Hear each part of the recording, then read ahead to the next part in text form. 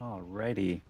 Welcome to episode 1 of the Farthest Thunder. Just want to make sure our technical issues are resolved. Okay, yes, looks good. Alrighty. Welcome to episode.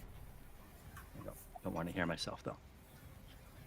Okay, and this is the inaugural official episode 1 of an alien RPG campaign called The Farthest Thunder, based on the Building Better Worlds expansion module. It's not quite what the Lost Worlds campaign is, but it is in the same setting, same backdrop as that campaign, but from a slightly different perspective. With this one, we're going to be taking a look at what it would be like to be a colonist in that era and that environment, in that setting. So before we get started tonight, do a quick round of introductions. First of all, welcome to the Looking for Mom channel. There's a wide variety of tabletop RPGs that we play here, from City of Mist, Brindlewood Bay, D&D, and of course Alien. I'm Andrew. I will be the game mother for this campaign, and I'll just do a quick round of introductions. I'll start in the top left with South. I'm Aaron. I've been playing TTRPGs for about almost a year to the date, actually. I started with Andrew and Emma and Akira. Probably about we started on the Blade Runner RPG, and things just kind of snowballed from there. And I've been pretty much hooked ever since playing Andrew's games. I've played Vicen with Andrew, and it was really good. And actually, the Aliens introductory scenario with him, and it was amazing. And Andrew is a great DM. So if you're ever looking for a DM, I'm going to self-promote here, and definitely look him up on Start Playing for sure. I did not pay him to say that. Just want to make that clear. Thank you, Aaron. And next we have Gideon. Hi, everybody. My name is Emma. My pronouns are she, her, and I am going to play a roughneck named Gideon. Again, I'm also going to plug Andrew because he has been absolutely fantastic DM, and he has been just so much fun to play with. So if you guys are ever looking for someone to kind of DM your campaigns or just play along as a player, definitely look him up. He is absolutely amazing. You guys are making me blush. Okay, thanks, Emma. Aiko. Hello, I'm Anthony Uccello. I've been playing TTRPGs for about a year and a half now. Although when I was a kid, I used to read all the books. I just never had anybody to play with. And I will also add +1. If you are looking for a mother, this is your new mother. Look them up for sure. And I'm really excited to take part in this series. This is my favorite universe and my favorite mother at the same time. That's a sound so wrong, but thank you. Next up, Benji. Hey, I'm Dave. I'll be playing Benji, and Benji is a kid. I've been playing tabletop RPGs for, well, I think it was a sort of slightly pre-pandemic hobby that really was well-timed. I've been playing with Glenn, aka Otmar, over here for some time. So, yeah, looking forward to it. Thank you. And who will you be playing? Sorry? Benji, the kid. The kid. Thank you. Not plot armor. Thank you. Next up, Otmar. Hey everybody, my name is Glenn. I have been playing TTRPGs since a little bit before COVID. So Dave, who plays Benji, myself go way back. And it's finally like the technology's here and we can keep in touch. And we've been playing all different kind of games, a lot of 5e. He DMs a lot for me, so it's cool when we can both be players at a table. And Andrew has provided that for us. We've dabbled with a lot of kind of the D6 system stuff, a lot of different versions of Alien. Really looking forward to starting this campaign. Otmar is a roughneck. He's a grizzled old roughneck with a big electric prod for managing harvesters. All right. Thank you so much, Otmar. And last but certainly not least, Ezra. All right. Well, hey, everybody. I'm Doug. I've been playing with Andrew for a couple of years now. Been playing D&D since the 80s, but Andrew is the person who got me to think outside the box and play other systems. So first time playing Alien, but I played other systems with Andrew. It's great. And I'll be playing Ezra, and I get to play the android, or is it that no one else wanted to play the android? But anyway, I'll be playing the android pilot Ezra, and I will be the first to die. So it was nice playing with you. We'll see about that. Anyway, cool. Thank you so much for joining me at this table for Alien. I have to admit, I binge watched the entire series the week before this game started, just to refresh my memory as to like that universe and all the lore there, and it is expansive. So hopefully we'll get to dive into a lot of it during this campaign. And if there are no other questions, how about we get started? All right.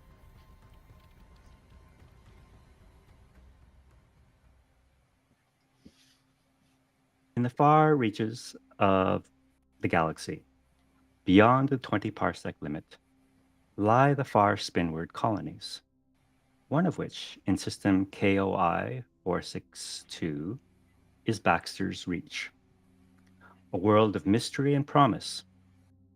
A century ago, Weyland-Yutani pioneers braved the unknown to establish a foothold on this untamed planet, guided by the dream of forging a new beginning amidst the stars. But fate is a cruel mistress. 20 years after losing contact with the Middle Heavens, a devastating plague swept through the colony, claiming countless lives and leaving survivors to grapple with the harsh reality of what became known as the isolation. However, in their darkest hour, they found strength and unity, forming a council to lead them through the storm. Yet, even as they began to rebuild, another shadow loomed. The Cooperative, the last bastion of the now defunct Chinese Asian Nations Collective. The Cooperative offered a lifeline, but at a steep price. Subjugation. Now, the Council stands beholden to their overseers, their every move watched, their freedom, now just a distant memory. Unrest brews amongst the colonists, and the seeds of division have been sown.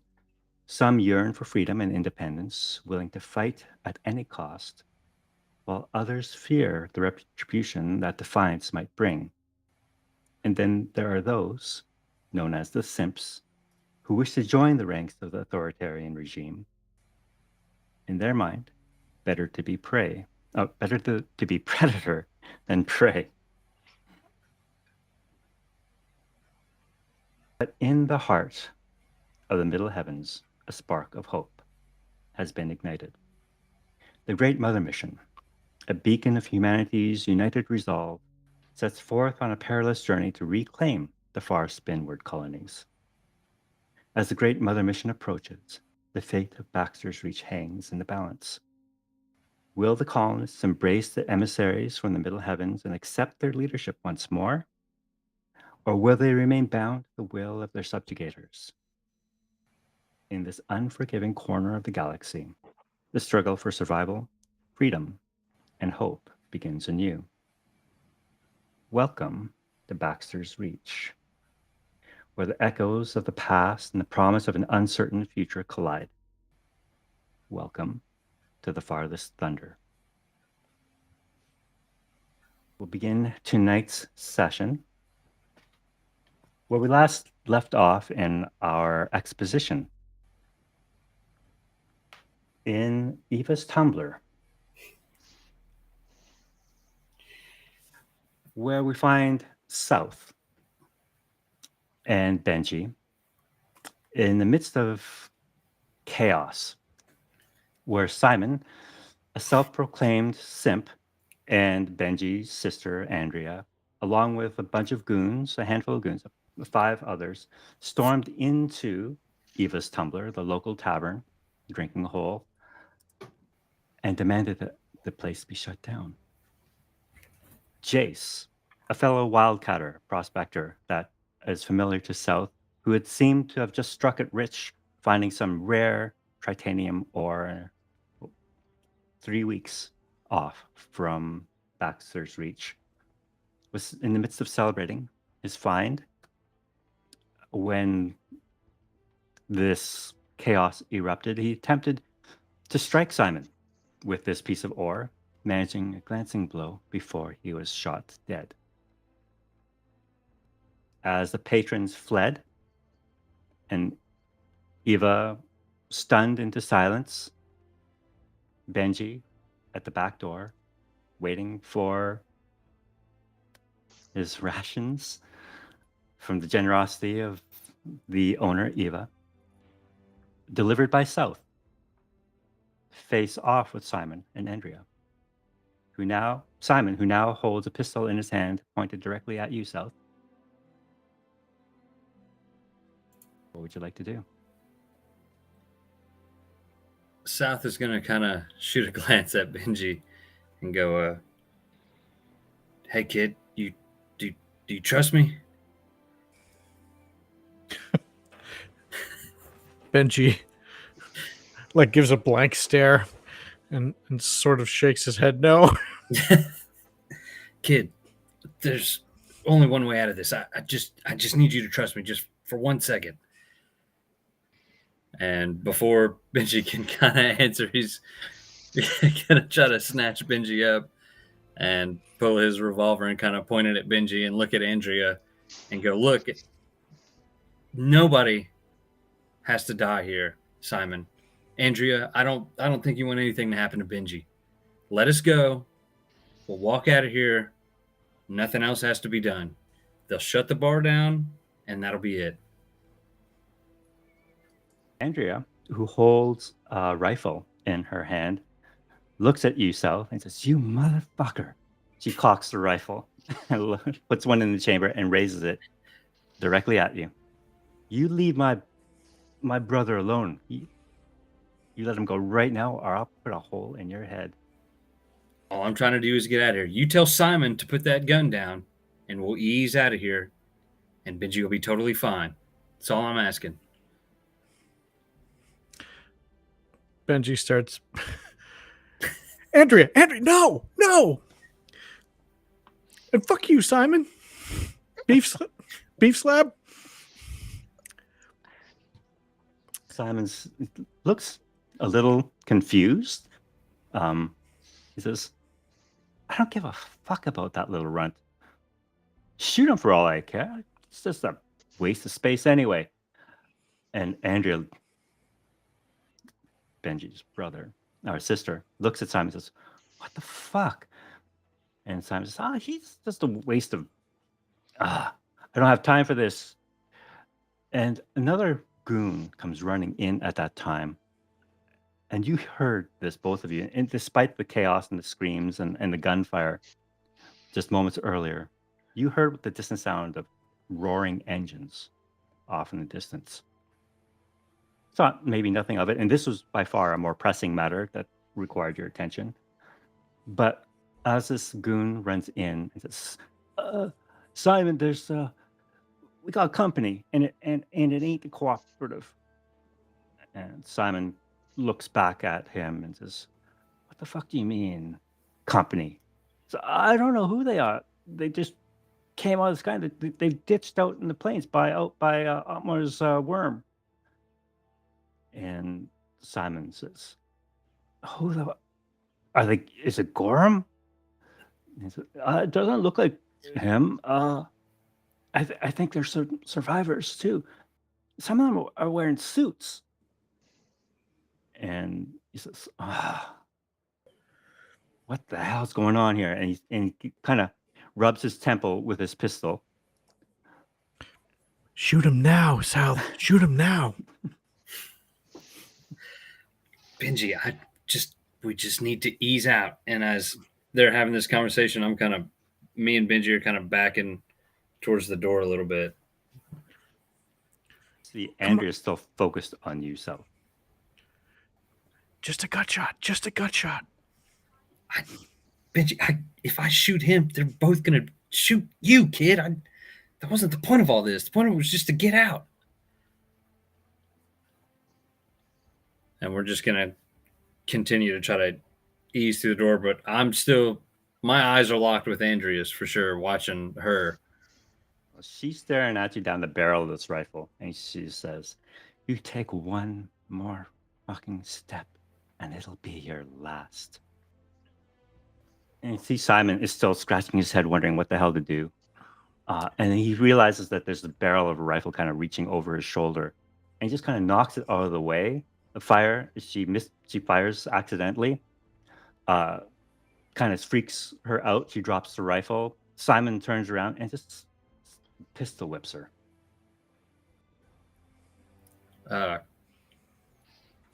I'm gonna take this moment to drop Benji and just say, like, "Run, kid! Get out of here!" And I'm gonna.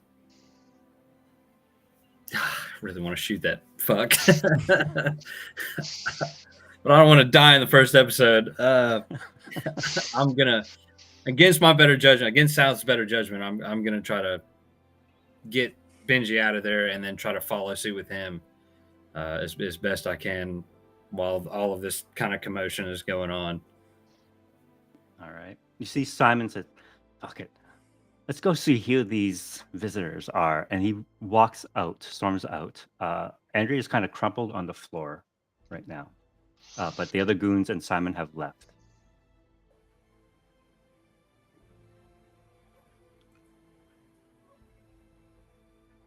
You have left as well? The two of you? Well, I tried to get Benji to leave. I tried to push him kind of out of the door when all that was going on. So I guess it's up to Benji if he wants to try to come back for Andrea. Benji's in the door, sees Andrea on the ground, sees that he's left. He's going to run in and try to encourage South to follow him towards Andrea. Is the rifle on the ground at this point? Yeah. So he's going to kind of kick the rifle back, and he's going to ask South, "Hey, come on, let's get her out of here. Can you carry her?" Yeah, kid. Was Eva still in there? Eva's still behind the bar, yeah. Okay, and you see that big chunk of ore sitting on the floor now, actually, where Jace dropped it when he was shot. I'm gonna kind of look at Eva and see that she's kind of, I'm assuming still in shock, I guess, kind of. Yep. I'm actually gonna grab Benji like a little shot of whiskey or something as like a kind of like, "You did good, kid," and grab that, and then grab the ore and say, yeah, I can get her here. "You did good, kid. This is for you," and kind of pick Andrea up and kind of throw her over my shoulder and try to get her out of there, out of the back door. And Benji will follow with the shot, All right. eyeing that ore that just got pocketed. All right. So both of you would have had to step over Jace's now dead body to retrieve Andrea and kind of step over him again to leave. But you managed to get out the back door of Eva's Tumbler, and you see that the community in general is pretty riled up, not only from the shots, but apparently there is a huge rush of people towards Otmar's pen. And that's where we're going to switch for a moment. Where did it go? There it is. Otmar and Gideon. You just witnessed this ship come to a careening halt, a mere couple hundred meters from where you are. And you see kind of spilling out of it a number of people, some in suits, some in military uniforms, some in just like in crew uniforms. Before Otmar and Gideon have a chance to react, I'm going to ask Aiko and Ezra, what would you like to do? Aiko, you're still sporting a bit of a bruise from having been bumped around. I stumble up to Ezra and I grab him by the collar.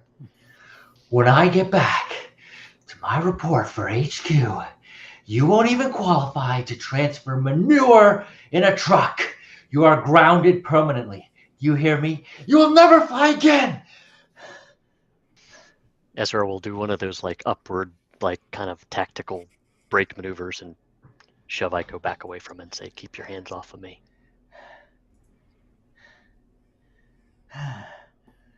What are you looking at? You do see the other delegates, the representative that accompanied you to meet the council at Baxter's Reach, kind of looking around. They're nursing bruises and sore joints from this rough landing, despite the fact that every system in this ship seems to have failed as you descended to land. Ezra miraculously set this vehicle down with no fatalities. Ezra, one thing you noticed, I mean, this is supposed to be a state-of-the-art Magellan J-class SEV. Yeah, it's a surprise, but Ezra's used to flying heaps of junk, so brought it in manually. And I think he'll get up from his cockpit chair and just start to calmly try to exit the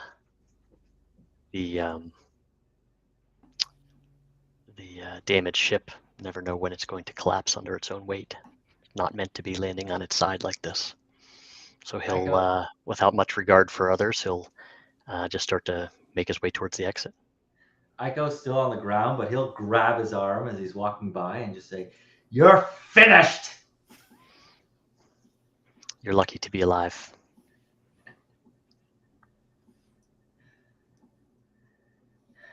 You see Major John Sanders from the UA come towards you, Aiko.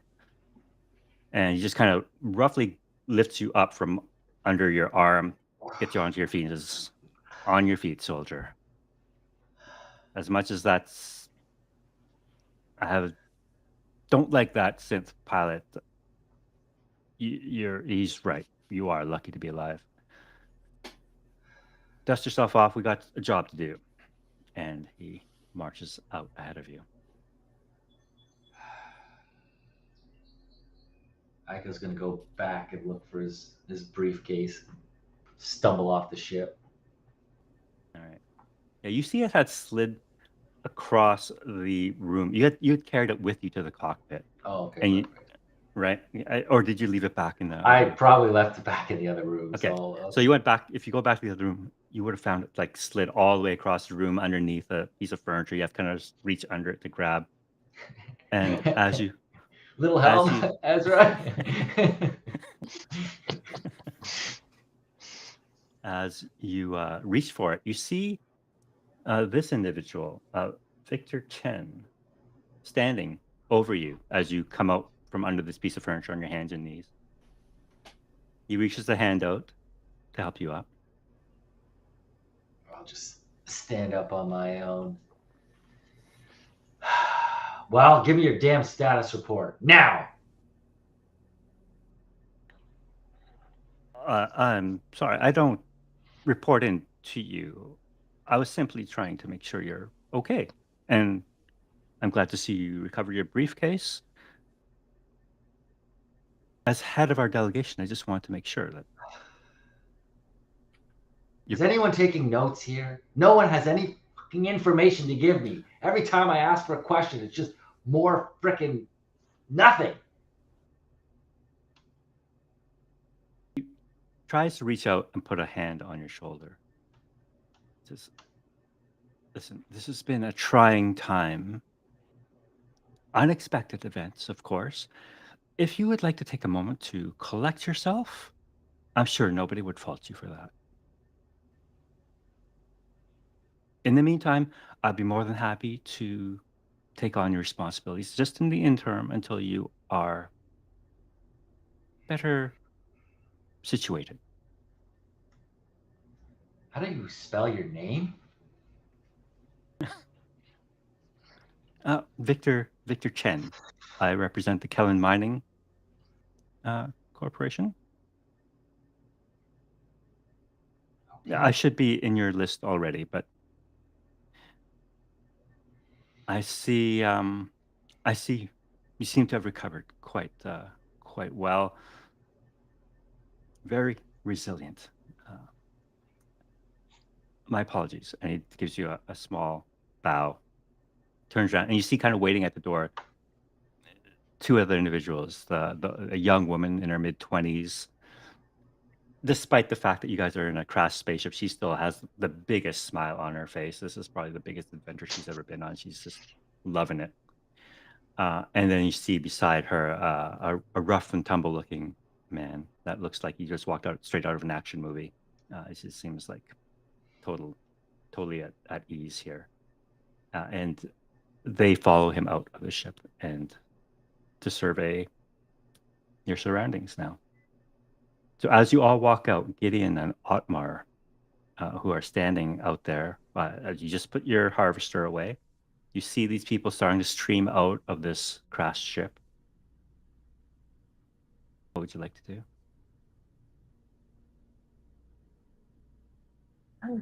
Mark, what do we do? These guys don't look like they're from the cooperative. What do we do, man? There's a lot. Looks like a landing craft. We should see if anyone needs help and if they have comms back to the mothership. Okay, and then just from where Gideon's standing, he's gonna yell down, "Are y'all all right? Anyone dead?" Come on, let's go have a look see. You want to get closer? It's not radioactive. I think it's fine. Probably not radioactive. If you were in a horror movie, you'd be the first person to die. All right, let's go. Got to keep your head screwed on straight. Aiko, as head of this delegation, you see two colonists approaching you. Otmar, can you please describe what you would look like as you approach Aiko? Yeah, he's a worker. He's got all kinds of overalls, boots, straps, carabiners, all kinds of gear. He's got a cutting torch and various other sort of grapples on him. He's bald. He's got a beard. He's old. He's probably, pushing 60. Yeah, that's what he looks like. And Gideon? Gideon is kind of a younger adult. He's tall, he's scrawny, he's got like freckles and shaggy red hair. I always kind of imagine him as like a grungier version of Marty McFly.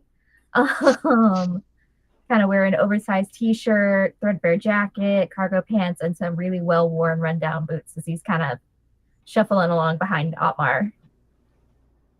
And he's kind of holding his stun baton to his side, just like not quite sure what to do. And Aiko, what do you look like at this moment? So I have a very expensive suit on that's just covered in coffee stains, and I've got a very large, admittedly surface level, but like dripping blood that's also mixing with some of the coffee. Some of it's dried, some of it's fresh, and very disheveled kind of look to him. And he's got a nice Rolex. Very important. And Ezra, as you follow? Yeah, he grabbed his go bag, heading out the door. Ezra's, a artificial human, and he looks around 45, and he's got short hair, well shaven, clean shaven, kind of lean and fit. He's got a tight fitting pocket tee and sort of tactical cargo pants and a set of boots on him. kind of like a flyboy, not quite military, but you'd say paramilitary. And anybody that gets up close enough to talk with him would notice he has unusually large pupils, so kind of his whole eyes just look like black pools, and pretty even keeled as he struts out the door of this wrecked spacecraft. So, Aiko, as you see these colonists approach you, what would you like to do or say? So I'll kind of like march up to them. When I get close enough to them, I'm gonna go, "Oh God, what is that smell? Stand over there, both of you. Oh, right there. Don't move." Sir, your head. You're injured. Let us get you some help. Just want to lean over to Amar, be like, it looks like a little more than a head wound. Oh God. All right, look, let me just get this over with. You are now being welcomed back into the fold. Congratulations on keeping the colony together. Take me to your elder council. We will be incorporating you back into Wayland-Yutani. Please hurry up. I'm very busy. Sir, I can't hear you through that handkerchief. It's just a bunch of mumbling. You really don't look busy at all either. I think he's delirious. Yeah. You're a medic. I mean, I could try to patch him up as long as he's okay with being covered in cupcake stickers. Aiko's just going to kind of sit cross-legged on the floor and put his head down. Why don't you give him a look over? Okay, boss. Gideon's going to kind of walk up and try to, while still staying arm's reach from him, just kind of try to look him over and see if he's okay. All right. Aiko, as Gideon approaches you, that smell of rotten eggs just kind of gets pretty strong. Damn, what a wimp. Yeah. It ain't even all that bad. I showered 2 days ago, man. Come on. He's just Gideon, going if you want to take a look at Aiko's wound, you can do a medical aid check if you want. Okay. All right.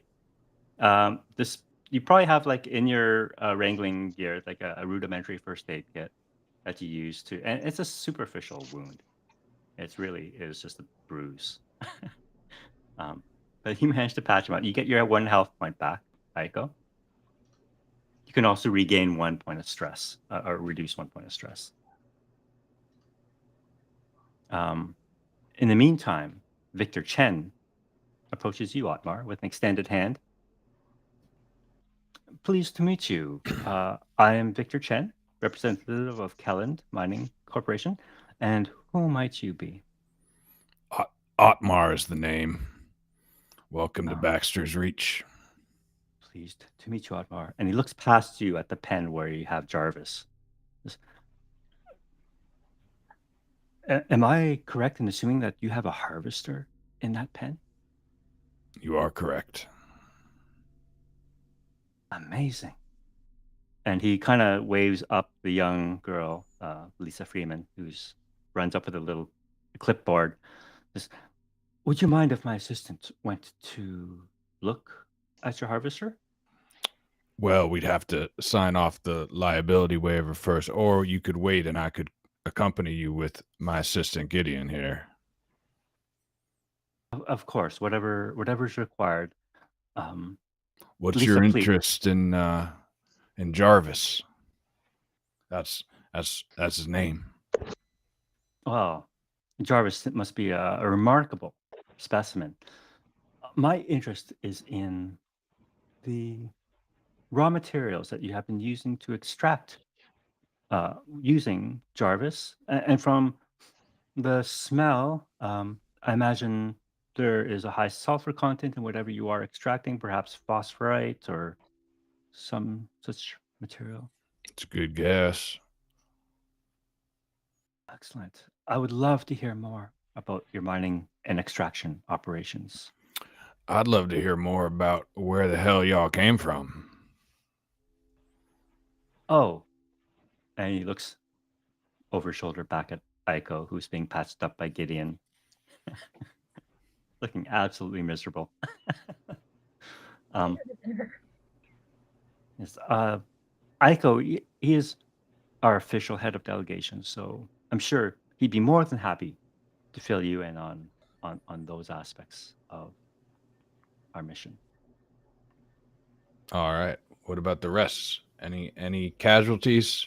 Is comms still up in the ship?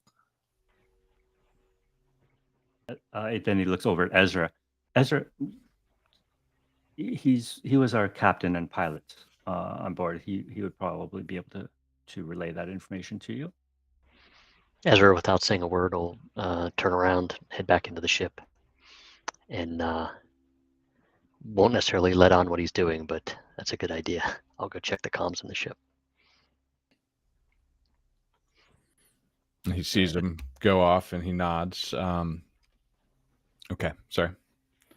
At this point, you see what looks to be a number of land vehicles, 2 at this point, rushing towards you from the colony.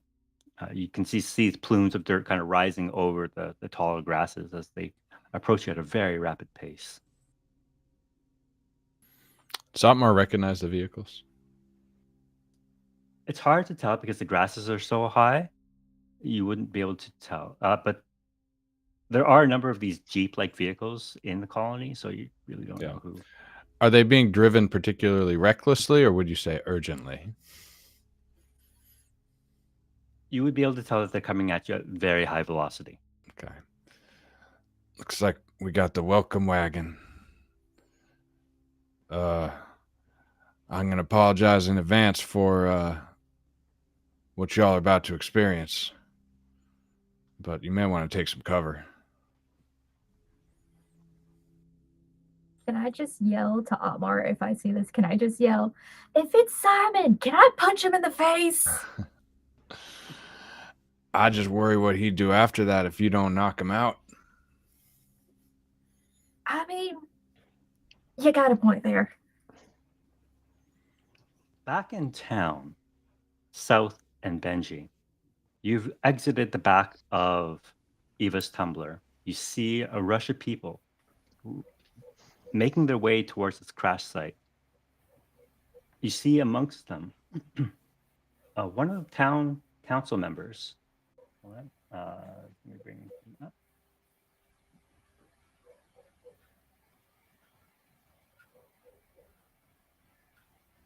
Naomi Ward. She's one of the nicer folk on the council on the council. She has a little bit. She's probably the closest thing that your colony has to a doctor. The cooperative has basically kidnapped anyone with any sort of specialized skill, like your real doctor and those type of staff, to serve directly on the cooperative's headquarters, leaving you with very little in the way of supplies and skills to look after yourselves. But Naomi's the closest thing, and she drives up in a Jeep, pulls up next to you and says, "Hop on. We're heading out to the crash site." South is going to kind of look at her and go, kind of confused, and go, "Crash site? What is that? What Simon pulled freight for so quick?"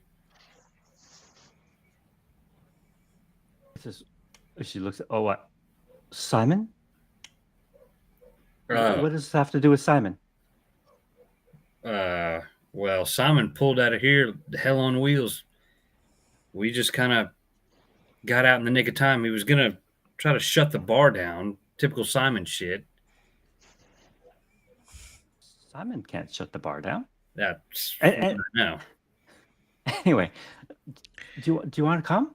I think this is they're from. I think they're from Earth. What?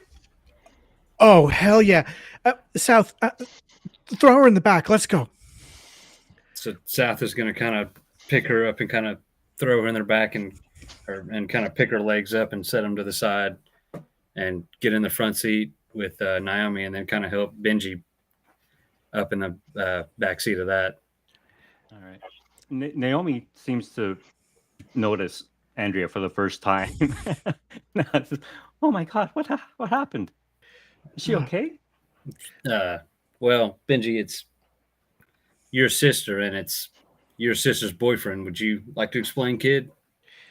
Long story, Miss Ward, but can tell you all about it on the ride. She's He also looking a killed little. Jace. He what? Yeah, Jace is dead in the bar. It's just another day in the colony, right? Says she's looking at you, thinking like you're telling her the absolute worst joke in the world right now. He says, "You're telling me that there's a dead man in the bar?" Miss I'm Ward, telling you- apparently there's a crash ship too. So Yeah, I'm telling you, there's a dead man in the bar and there's a ship from Earth. So I guess we're all full of bad jokes. And he kind of puts his hat on the dashboard and lights up a cigarette. You see that she is torn. She doesn't know if she should go into the bar to look at this dead man and perhaps provide what medical aid she can, or drive forward. Can I see that she's kind of like in an in-between phase of like, should I get out and look or should I stay? Mm-hmm. Yeah, I'm going to see that she's kind of like in that in-between phase. I'm going to go, Doc, he's dead. There's really not much you can do. It's when we get to Simon, we can kind of figure it out then, and he can tell you from his side. Can you make a manipulation check for me, please?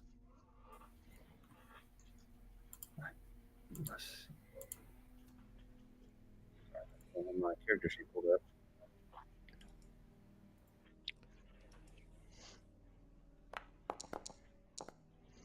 Oh, only 2 dice. I'm not going to push it. Okay. Says, you know what, Miss Ward? I think you probably should. You probably should go check on it. We'll wait here. Kid, he's all right. You know, no. Go ahead. Just wait. I'm just going to make sure. Don't. Okay. She hops out of the Jeep and runs into the back door of Eva's Tumbler. Benji hops into the front seat, into the driver's seat, starts it up. South is going to kind of look at Benji and go, you know what, kid? You just might be a prospector after all, or a wildcatter after all. Starts up, starts going. All right. Does Benji have piloting skill? Does Benji have piloting skill? No. Nope. Think about that. All right. Can you please make a piloting check for me, please? All right. You somehow managed to figure out how to drive this thing. Now you can drive it at a reasonable speed. If you want to go like a bat out of hell, I'm gonna make you roll another piloting. How tall can I work the gas pedals while he drives if he's not tall enough to reach? Pretty tall and lanky, isn't he? It's like 5'5". Yep. Oh, okay. Just under 5'5". But he doesn't drive slowly. All right. You're getting the hang of this. This thing is awesome. You rarely get a chance to drive these things. So you put the pedal to the metal and you just roar out of town. But before you manage to do so, you start to lose control. And South, you see Benji start to struggle with the wheel as he's heading straight towards a building. South is like literally in the middle of lighting a cigarette and he kind of fumbles it and goes, Benji! He kind of tries to reach over and grab the steering wheel as quick as he possibly can to readjust. All right, I'm going to let you do a piloting roll with a -1 modifier. But to make the -1 modifier, when you click on piloting, use your right mouse button. Oh, Never mind. Wouldn't Okay. it doesn't matter anyway. I see it now, though. Do you want to push? If you don't push, you are going to crash. Yeah, I'll push it. Wow. Nicely done. You do panic, though. So make that. Did it make that panic? I mean, that's a well-deserved reason to panic. It did make All a right. panic roll, I think. Yeah, it did did. you already add the 1 stress, or do I need to add? It should add 1 already. You should be good. So can you describe how you managed to take control of the Jeep and prevent the crash? So we're heading towards a boulder, right, or a rock? No, a building. A building. Okay, so as we're headed towards this building, and South kind of fumbles his cigarette that he was trying to light, he yells, "Benji, to the left! To the left! God damn it, to the left!" And he tries to just grab the steering wheel and yank it as hard as he possibly can to the left. And as he yanks it to the left, there's 2 wheels of the Jeep kind of come up and skirt across and finally slam down. And he's like, "Jesus Christ, kid, or where did you learn how to drive? You were doing good 5 seconds ago. Maybe just ease off on the gas a little bit." All right, Mr. South, I got it. And South's going to try to calm his nerves. He's I don't condone this in any other circumstance, but he's going to grab a cigarette and light his cigarette and kind of look at Benji and kind of realize all the stuff that he's gone through, and kind of look at him and look back at his pack and kind of offer Benji a cigarette. Oh, he takes it.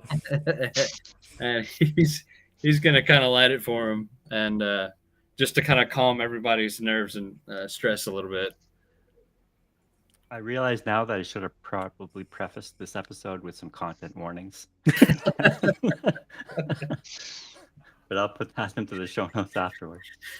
All right. So you two are with Andrea unconscious in the back, just drifting in and out of consciousness, rushing towards this crash scene where you see other people are making their way towards as well.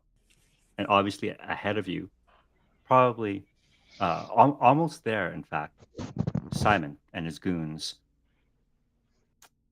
back at the crash site. Otmar, Gideon, Aiko, Ezra, you're back inside the ship at this point. You see, jumping out of 2 jeeps, a number of individuals wielding rifles and pistols. One of them steps forward and says, "All right, who's in charge here?"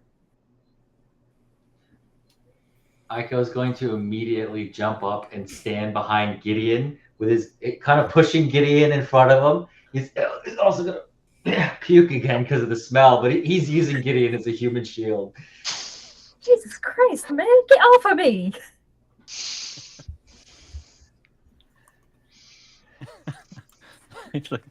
So this Simon, who has a pistol, he's looking around. What? No one's in charge here? What do you want? Get off! He looks at you, Aiko, and says, "You." And he's kind of pointing his gun at you lazily. I'm You're in steering charge? Gideon to the angle. Jesus Christ, man, get the fuck off of me! Gideon, if you want to try and escape, you certainly can. Yeah, I'm gonna try and like swat him away. She can just succeed. This is like a weak braille grip. That's fine. It's gonna be like, get the fuck off of me! Fucking Simon- weirdo. Simon strolls, excuse me, straight up to you. Aiko. He's standing right in front of you. You see the other individuals wielding rifles and guns have kind of spread out around you in a semicircle. There's a total of 6 others. 7 if you're including Simon.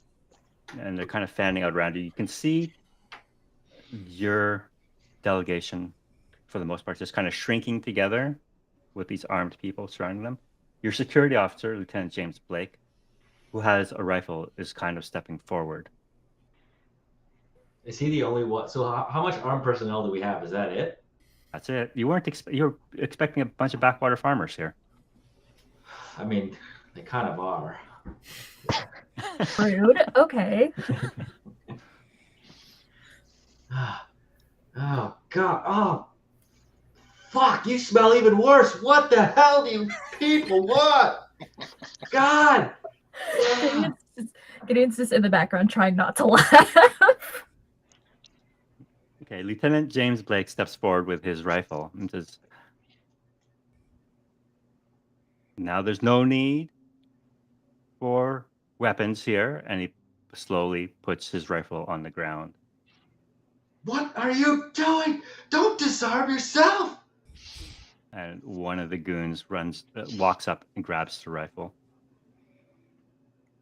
You're getting a citation. Victor Chen kind of steps forward. We're from Earth. We're a UN delegation here to reintroduce ourselves to the lost colonies in the far Spinward systems. There should have been a communication sent to your council before our arrival. And Simon steps forward. I'm the one in charge here now. No, And but you're not. now he's looking, he kind of points his gun between you, Aiko, and Victor. So which one of you is really in charge? What did you say your name was? Simon. Okay, so you're the secretary, I see. So he walks over to It's just Victor Chen. that I don't see you on the manifest for the council. So how are you a leader? He walks over to Victor, holds the gun to his head, and shoots. Victor drops to the ground. Now that I have your attention,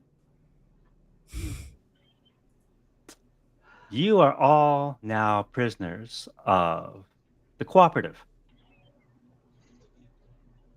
If you'd be so kind as to follow my good men back to town, we'll see to your accommodations.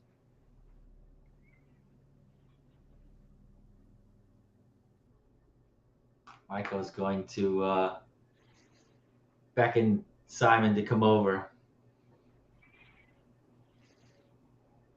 He walks over to you. Now, I understand casualties of war are exactly that, casualties of war.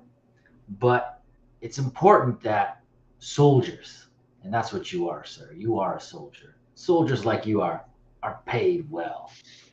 How much is the cooperative paying for your services?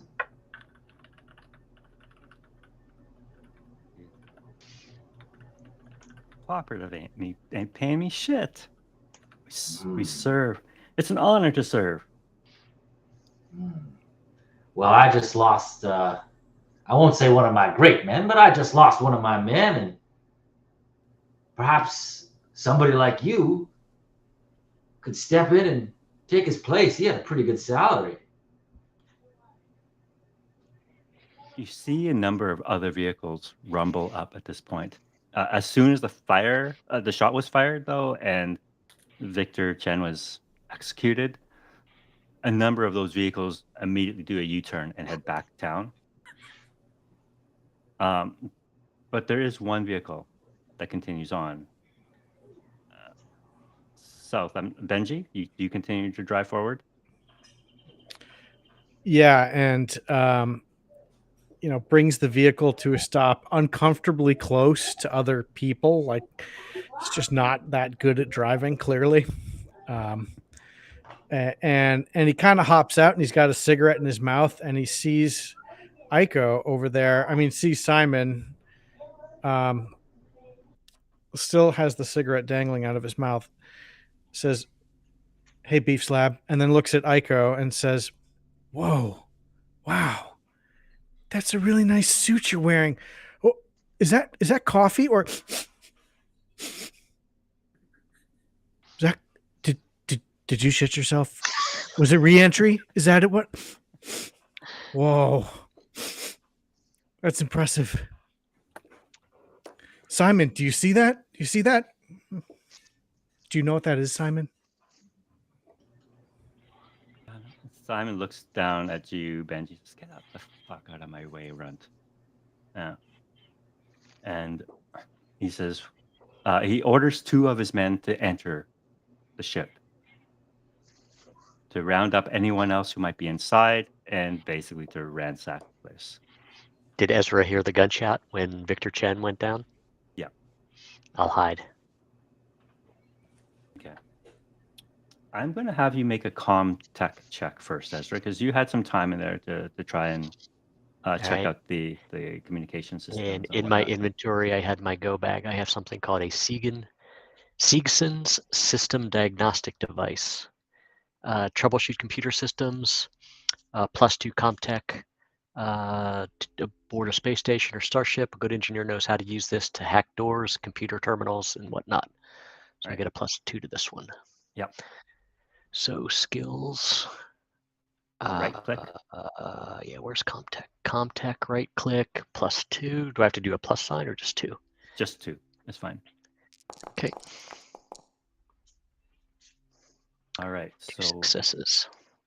With that extra success, I just want to see what stunt you can have with the CommTech check. You get plus a modifier. You don't need to roll. Which one of those stunts would you like to use? Definitely hide my tracks. Number 5. Okay. Right. So sorry, go ahead. Just want to see if the CommTech's still operational, and once I hear the gunshot, I know shit's going down outside, so I want to find a place to hide on board the ship. All right.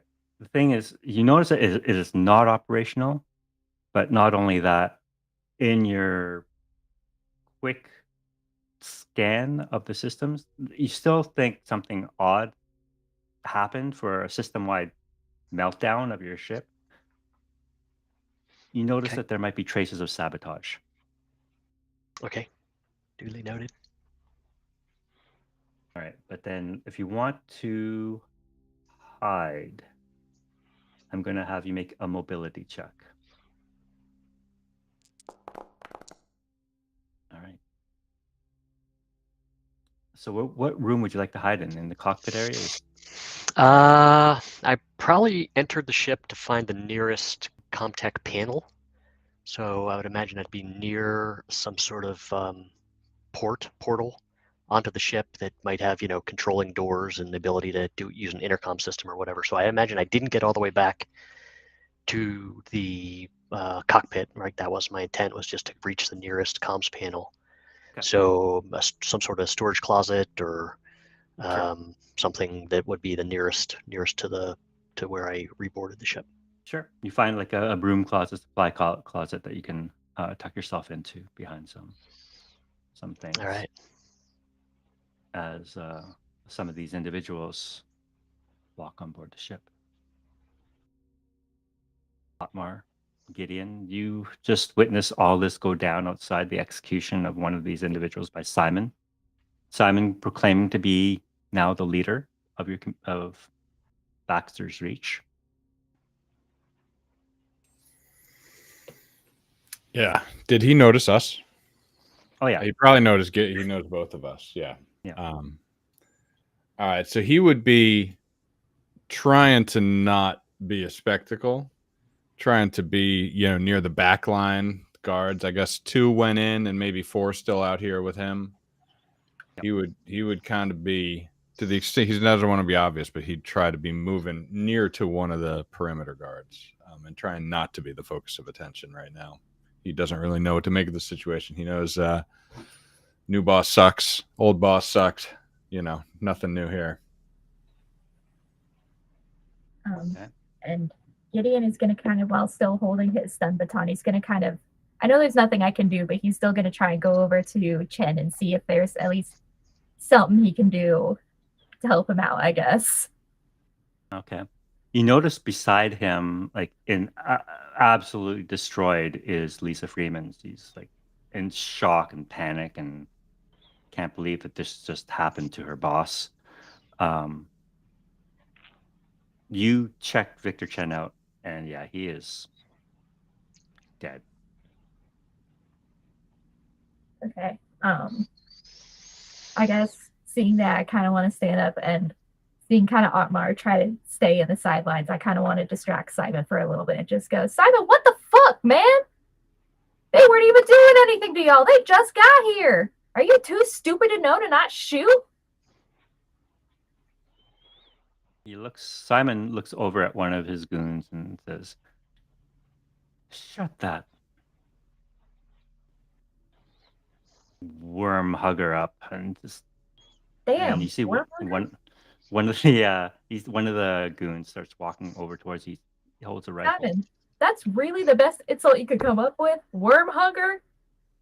Jesus Christ, man. And you're supposed to be scary. So you're all standing there. Everyone is in state of shock. This is the only conversation that is happening right now. Gideon mouthing off to Simon. Do any of you want to do anything?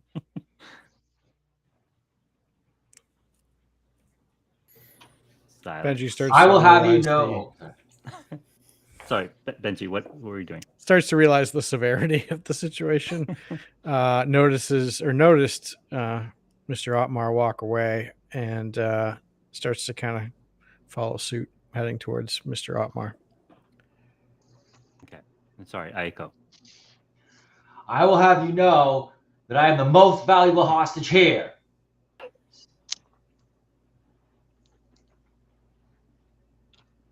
So Simon looks at you and says, "Oh, really? And what exactly are your skills?" Well, for one, I can make sure you don't get a citation written up for this.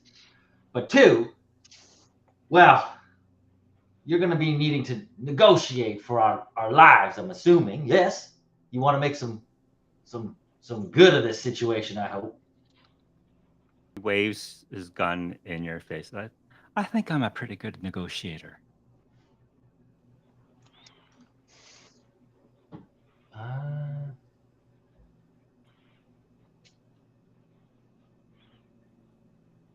Really? What's the biggest take you've ever gotten for a situation like this? He looks at you a little confused. What the hell do you mean, take? I don't got time for this. Gag him. And you see another person walking up towards you to gag you. Aiko? Now, hold on a second. I'm talking money. Big dollar bills. How much money have you made? The big times. And he stops for a moment and looks at you and says, "Do you know where you are?" He kind of spreads his hands and looks around. "We're in the middle of fucking nowhere, dude." Yes. And if you want to get The off fuck this do I- shit farm, you need money. You can go anywhere. You see those stars? I've been to practically all of them. Sort of. You can go anywhere you want if you have enough money. And I can help you get that money. Sorry, South? I was just wondering, so how many, sorry, my dog was going crazy.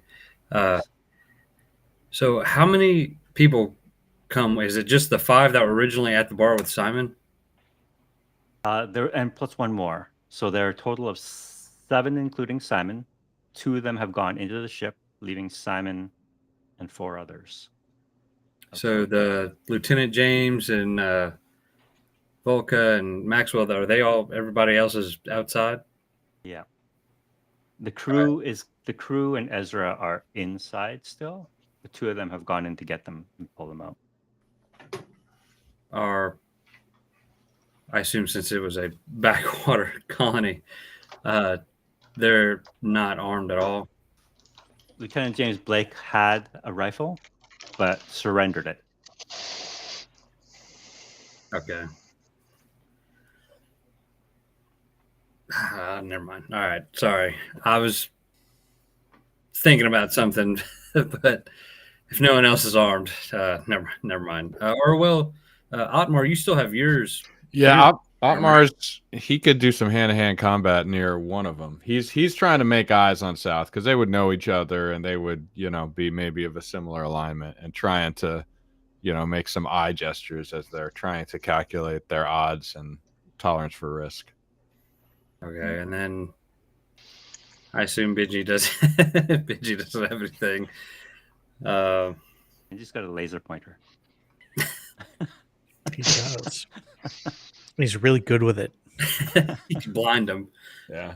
All right. So then, as all this is kind of transpiring, South is going to kind of,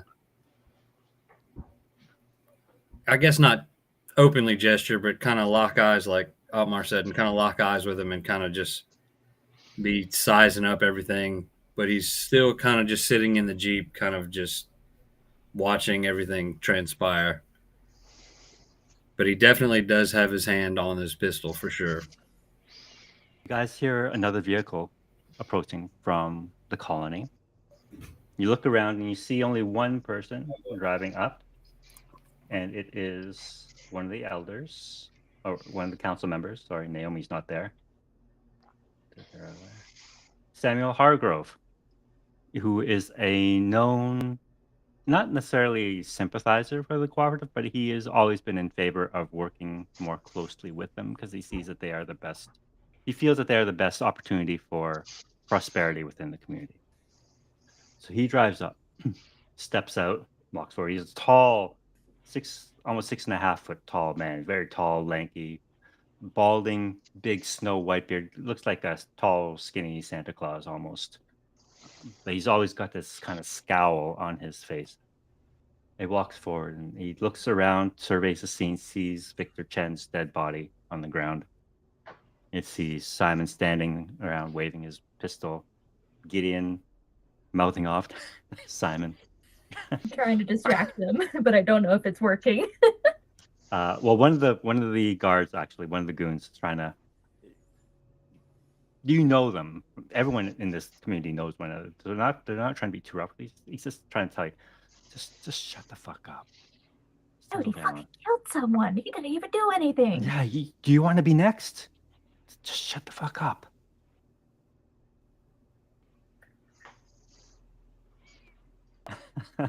And so you got a point there. So Samuel, he walks up and sees all this, and he looks over at Simon. What the fuck are you doing? And he grabs the gun from Simon's hand and tucks it into his belt. And he looks around at everyone here and says, I apologize. This is not how I intended to welcome folks from the Middle Heavens. And he looks around at the goons still holding rifles and says, put your fucking weapons down. Jesus Christ. And says, is anyone hurt? No one important. Who are you? Name's Sam. Sam Hargrove. Okay, now we're talking. You're on the manifest. You're on the council, right? I am indeed. Good. Could you take us to somewhere a little more hospitable? Yeah. Is there anyone in the ship that we need, any injured we need to deal with right away, or? I don't think there's anything urgent. I think we could just move forward to the business at hand. We've got a lot to discuss. He sees the little scratch on your forehead with the Band-Aid that Gideon put on there. He says, you okay there? Oh, don't worry about it.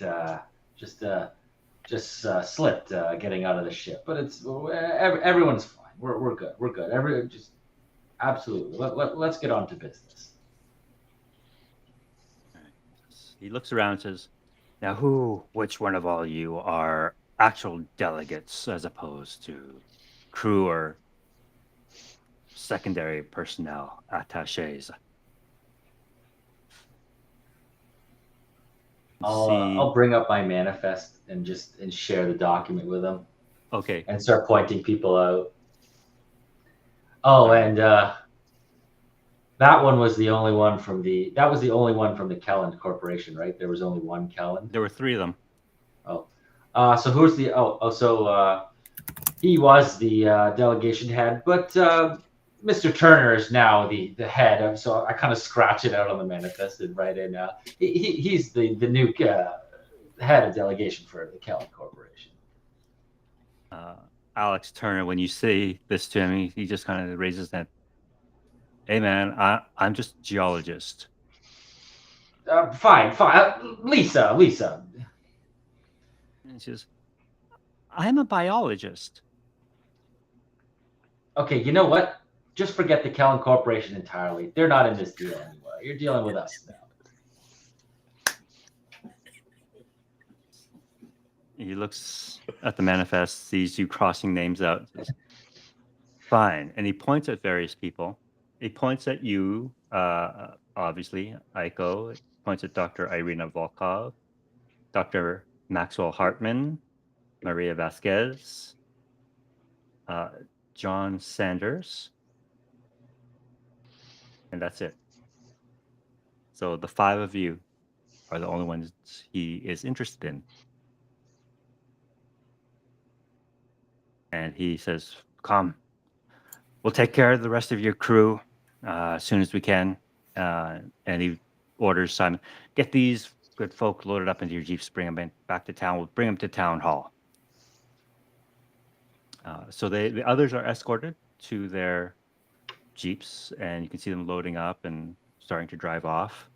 One second. No, I don't really care, but could you maybe make it so that Simon doesn't go with these people? They're probably a little angry at him at this point. Maybe just not let him go. He looks over at Simon and says, Simon, we cool? And Simon says, cool as a pickle, sir. And he says, you'll be fine. If we want negotiations to go smoothly, I'm really just gonna have to insist. He's a little bit unstable. I think South is going to kind of speak up and go, yeah, your boy Simon over there killed Jason in the bar this earlier, I guess. How long has it been? 2 days ago? A day ago? That's right. 2 days ago? It's probably been like a whole day and night just at the time we've been here. Just for those watching, this planet has a 2-hour day cycle, so it's spinning like a top. On a 22-day year. Exactly. So Sam looks over at Simon and says, is this true, Simon? You killed Jace? In cold blood. He did. Simon just shrugs. He had it coming. Look what he did. You see a little bit of a gash in his head where Jace hit him with the oar. Sam, the shrugs, just self-defense. This fucking colony.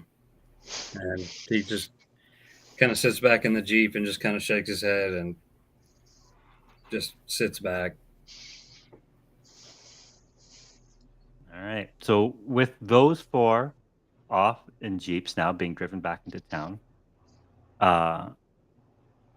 Benji, South, you came in your own Jeep.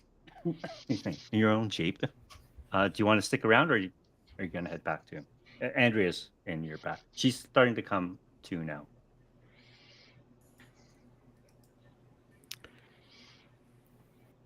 Where's Otmar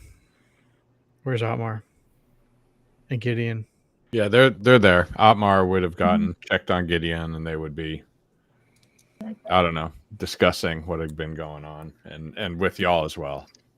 I feel like Gideon's definitely standing near Victor Chen, trying to kind of figure out what to do with his body because he doesn't kind of want to leave him there.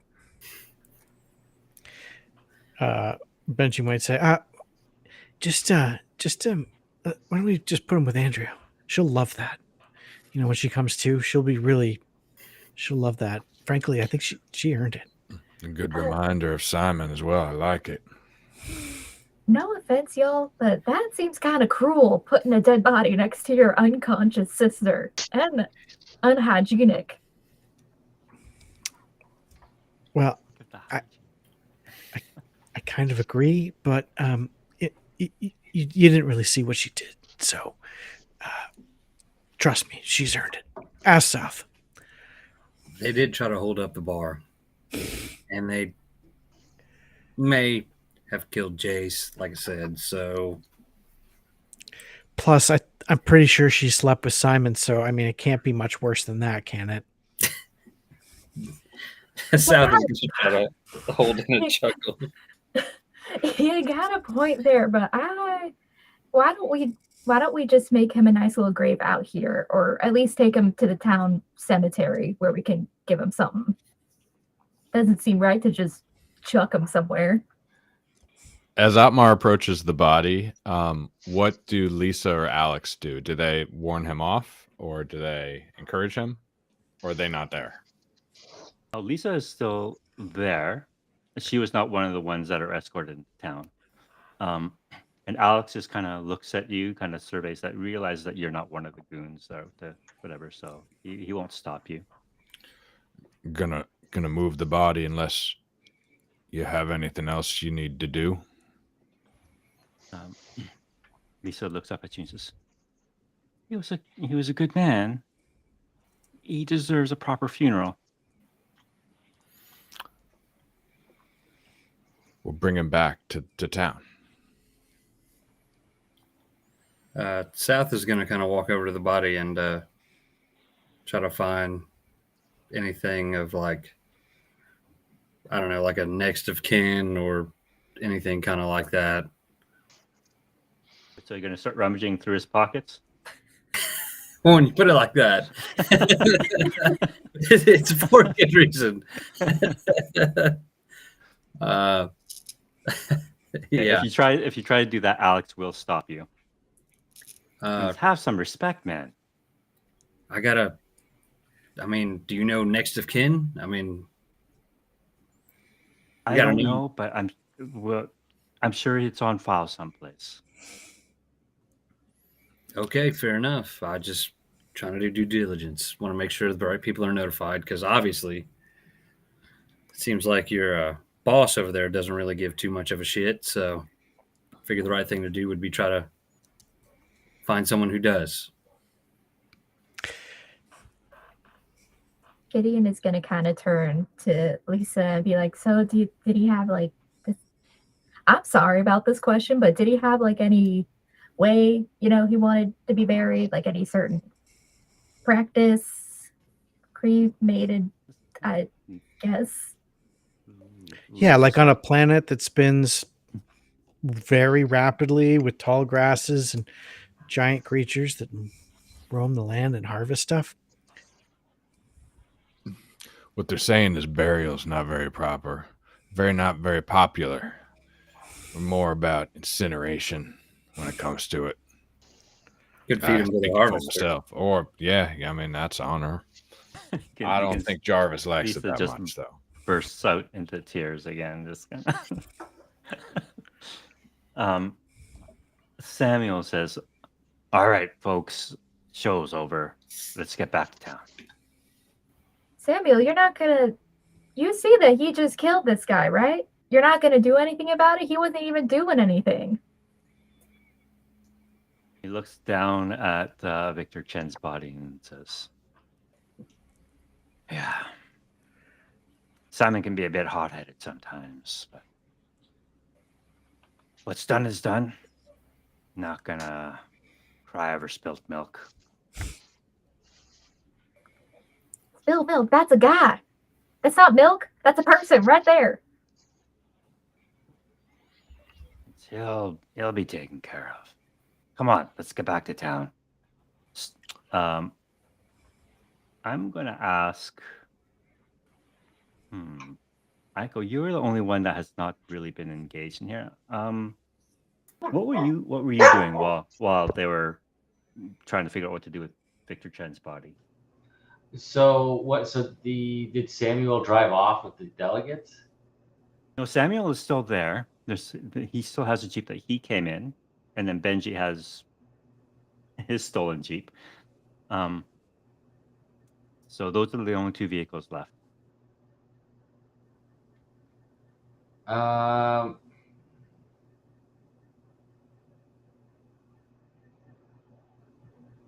So who is still here from the goons plus Simon?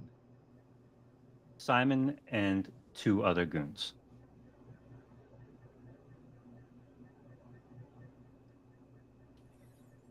Two goons in the ship still, or no? They're still in the ship. Okay, and Ezra also. So those are the 2 I meant. Sorry. So Simon and the 2 in the ship. Oh, so just Simon outside alone? Yeah, with Samuel and the rest of you guys, and Lieutenant Blake, and who else is there? Yeah, that's it. I'm going to signal Lieutenant Blake to come over here. He walks over. This Simon is a loose cannon. I am ordering you to subdue him right now. Like I'm whispering this to him.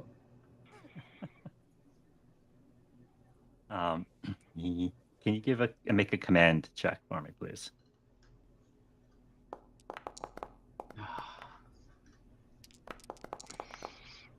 All right. With that little extra oomph in your voice, he looks at you and says,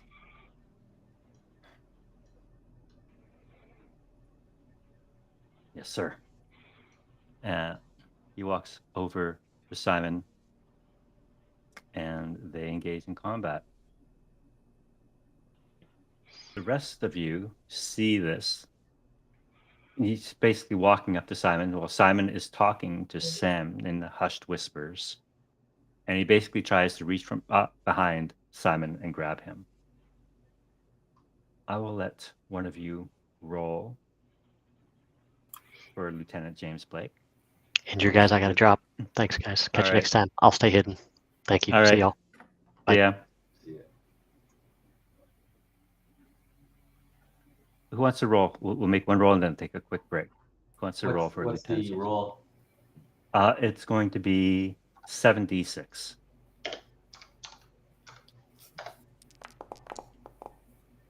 That is 1 success.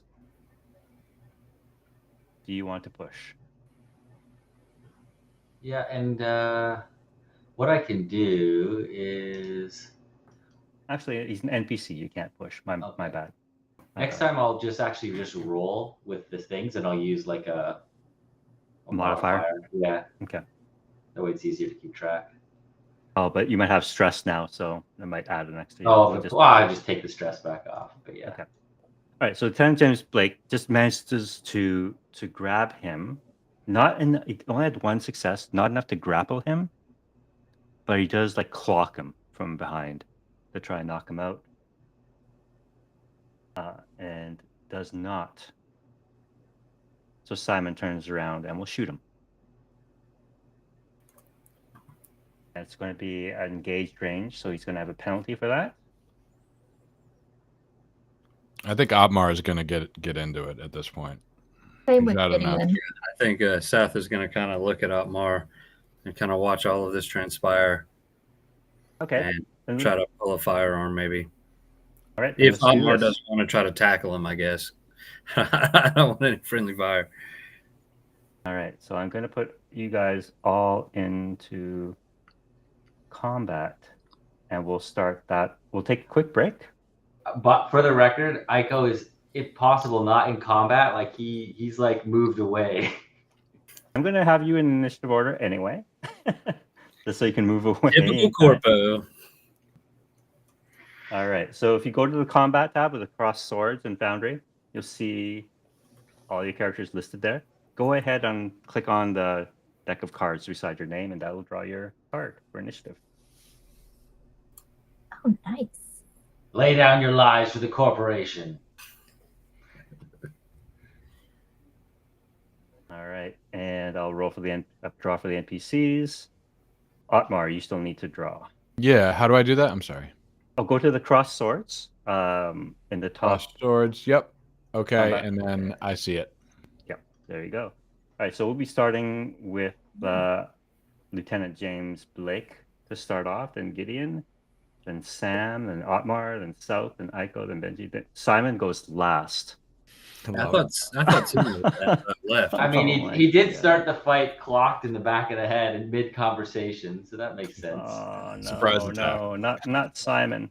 Okay. Yeah. Oh yeah, poor For it. Simon. Poor Poor Simon. Simon. That guy definitely deserves everything that's coming. Mhm. All right. We'll take we'll come back in 5 minutes. Is that enough? All That's right, good. 5 minutes. All right, we'll be right back. Okay.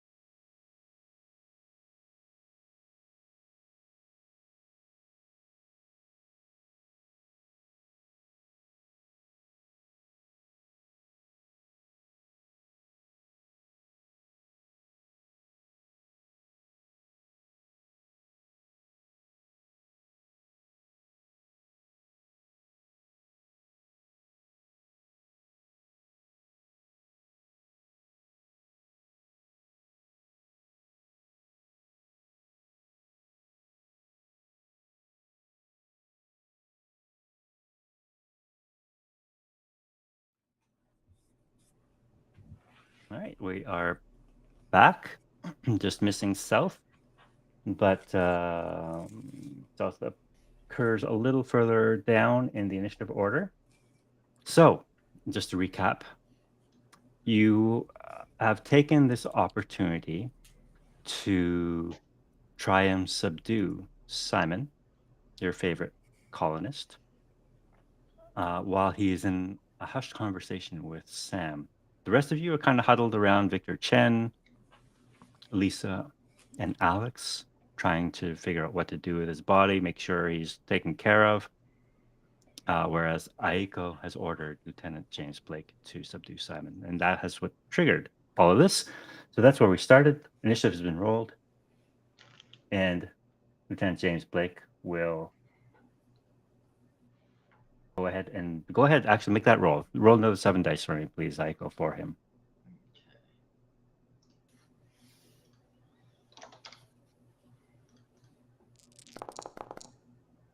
Yeah. All right. So do you want to use those extra 2 successes as extra damage? Absolutely. All right. So Simon has 1 point of armor. I'm just going to roll. I forgot to roll that last time, too.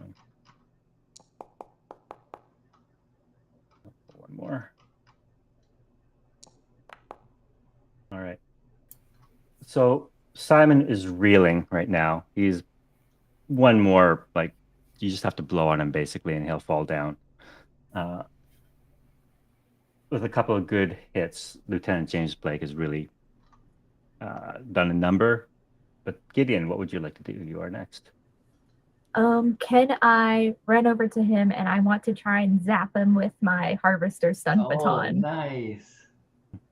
Preferably, I'd like to do it in the face, but anywhere will work. Remember, 6 feet long. Yeah.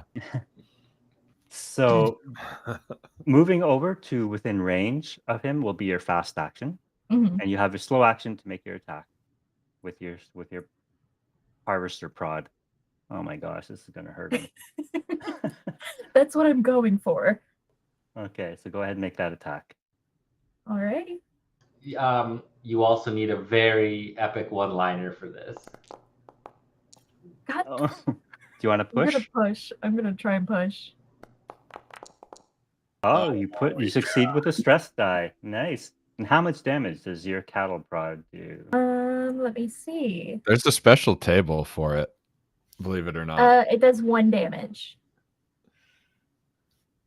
All right. What does that special okay, where's that special table? It's in the New Worlds thing. Okay. Let's see if I can find it. Building Better Worlds. Yeah, because there's a special stun effect that it has. I remember. Yeah, it can like send you into the next zone or something, right? Yeah. Yeah. In the meantime, can you make a power check for your stun baton there? Yes. You just click on the power, the number 5, and that'll. All right. So your supply's gone down a bit. You drain some of the power by that zap.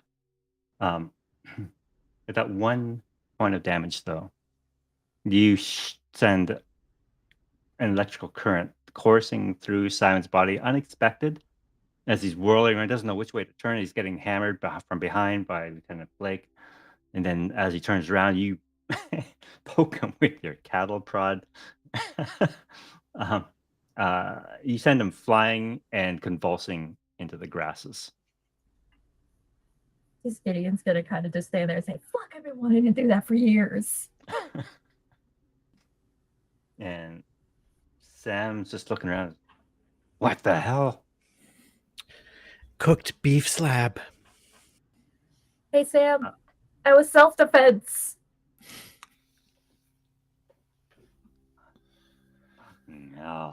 Preemptive retaliation. Yeah, Otmar will go up to Sam and say, seems like there's been some selective enforcement of the rules lately. You think that's going to continue?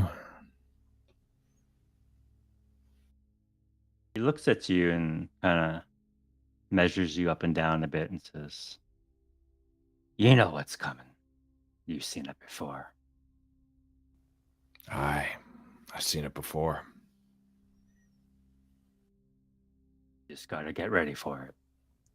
Now, you seem to have the most sense of the bunch here.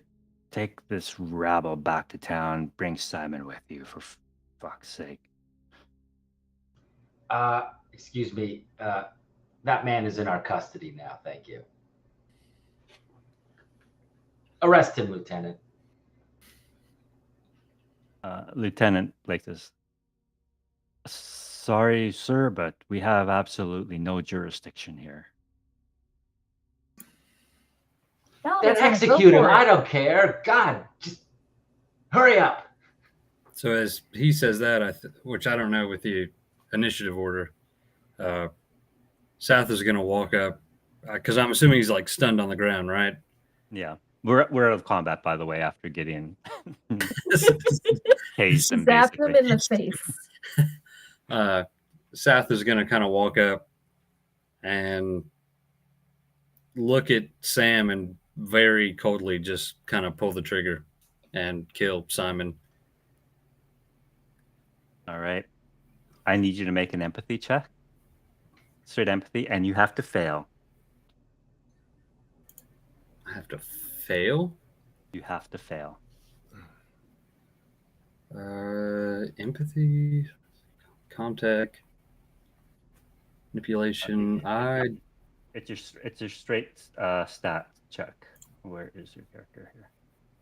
So if you go to your Oh, okay, I see it. Yeah, on your main page, just click on empathy.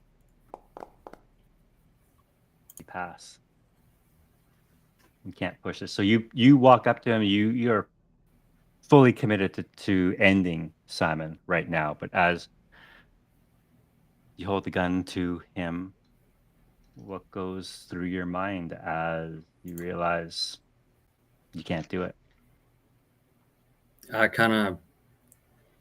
look at Benji and I look at Andrea, and then I think about Jace, and I think about this random corpo that just showed up, and I just kind of like grit my teeth really hard and grasp the gun and just kind of squeeze it as hard as I can. And Aiko's going to walk over and try to help pull the trigger.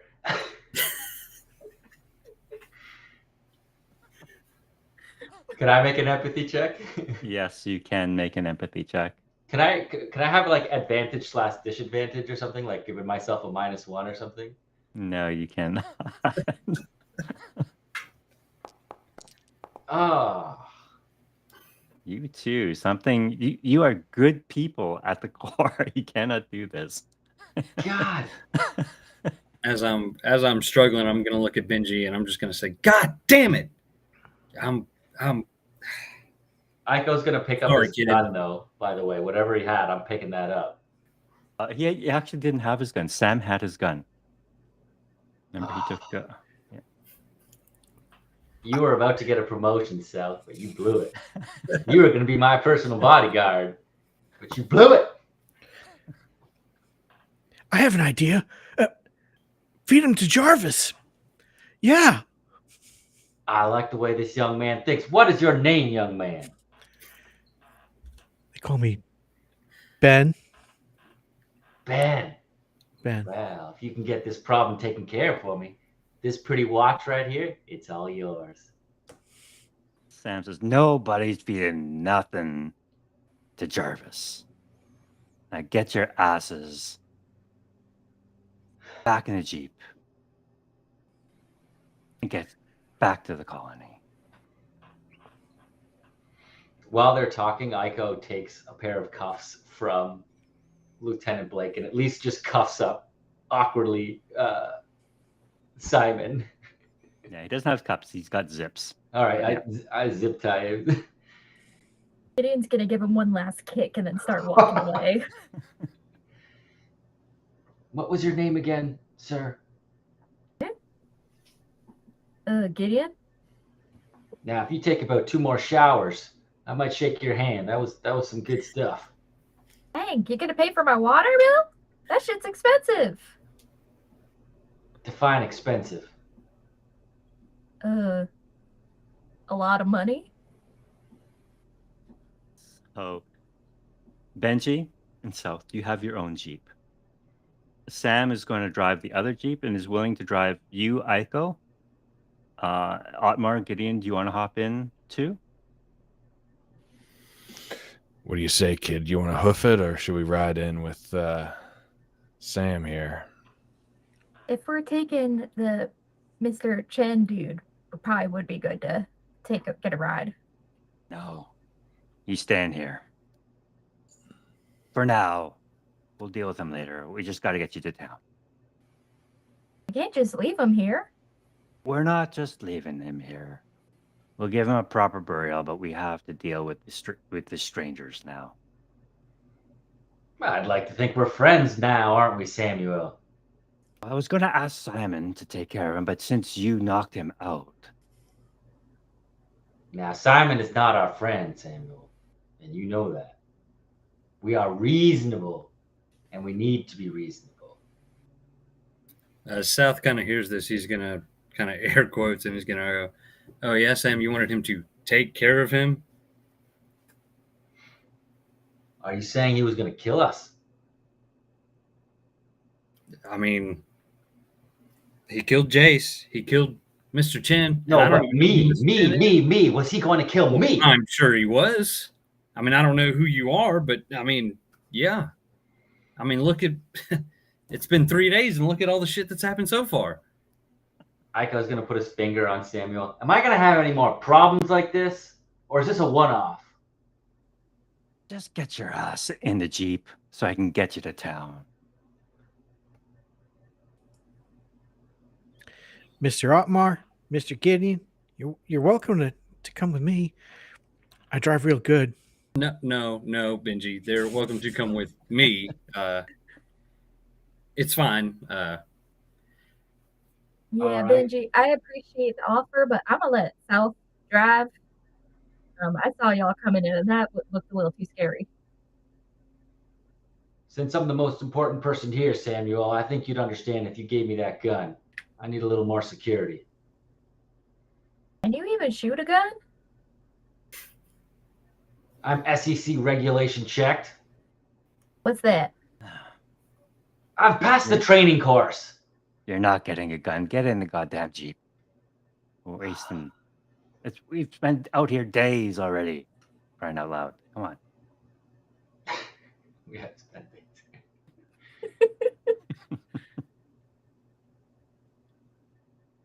So, are you guys going back to town? Yeah, I think I'm gonna load up Mr. Chen's body next to Andrew. I'll stop you. Like, it's not mission critical. Don't worry about it. We'll send flowers to the family. He's fine. Are you sure you do? I mean, I was trying to check for next of kin, but It's I don't already feel logged leaving and his body filed. here. We have procedures for this sort of things. Purely elementary. Don't worry about it. He's not important. Let's go. And South is just kind of like drop his legs and go, "Oh, okay." Is everybody else gone? Like, we would maybe wait for Steven to leave before doing this. Is that or Samuel to leave? So is Well, it Sam's just us? going to drive you, Aiko, right? Oh, right. Yeah, Sam's driving Aiko. So, yes. And Sam is not leaving until he sees all of you leave. All right, so he's going to be the last to leave. Got it. Yeah. So who is just me and Samuel and I guess Lieutenant James? No, he's staying. He's not going. Okay, and Simon is staying as well. Unless you guys want to bring him. Lieutenant, keep an eye on this one. And then I'm gonna kind of give him the signal that like doesn't have to live. I can't do that, sir.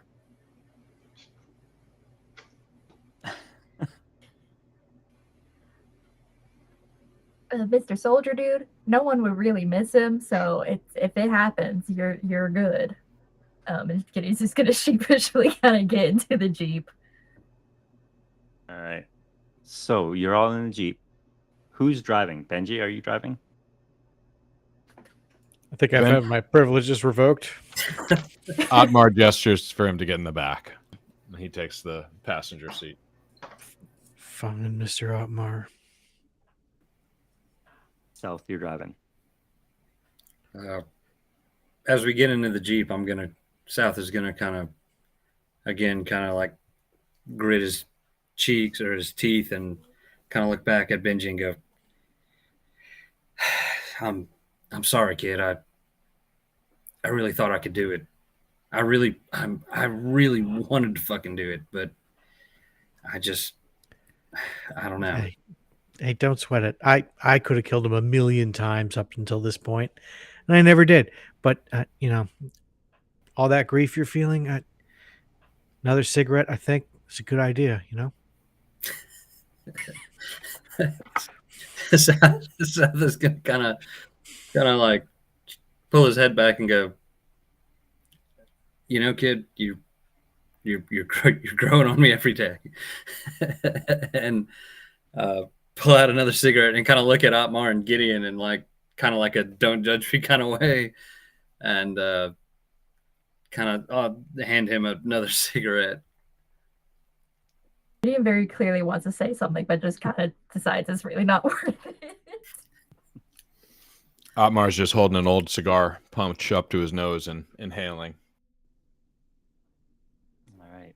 So the two Jeeps, 4 of you in one, Aiko and Sam in the other, make your way back to Baxter's Reach. And he drives you straight to the town hall, where you see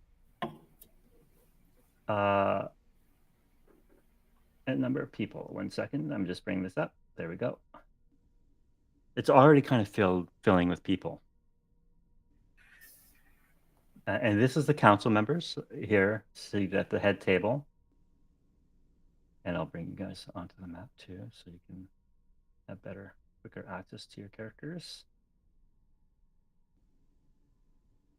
Ezra's not there. Gideon, South, and Otmar. All right. And you see this council has been convened rather hastily. And there's a lot of people whispering back and forth, wondering what the heck is going on. Naomi walks up to you, Benji,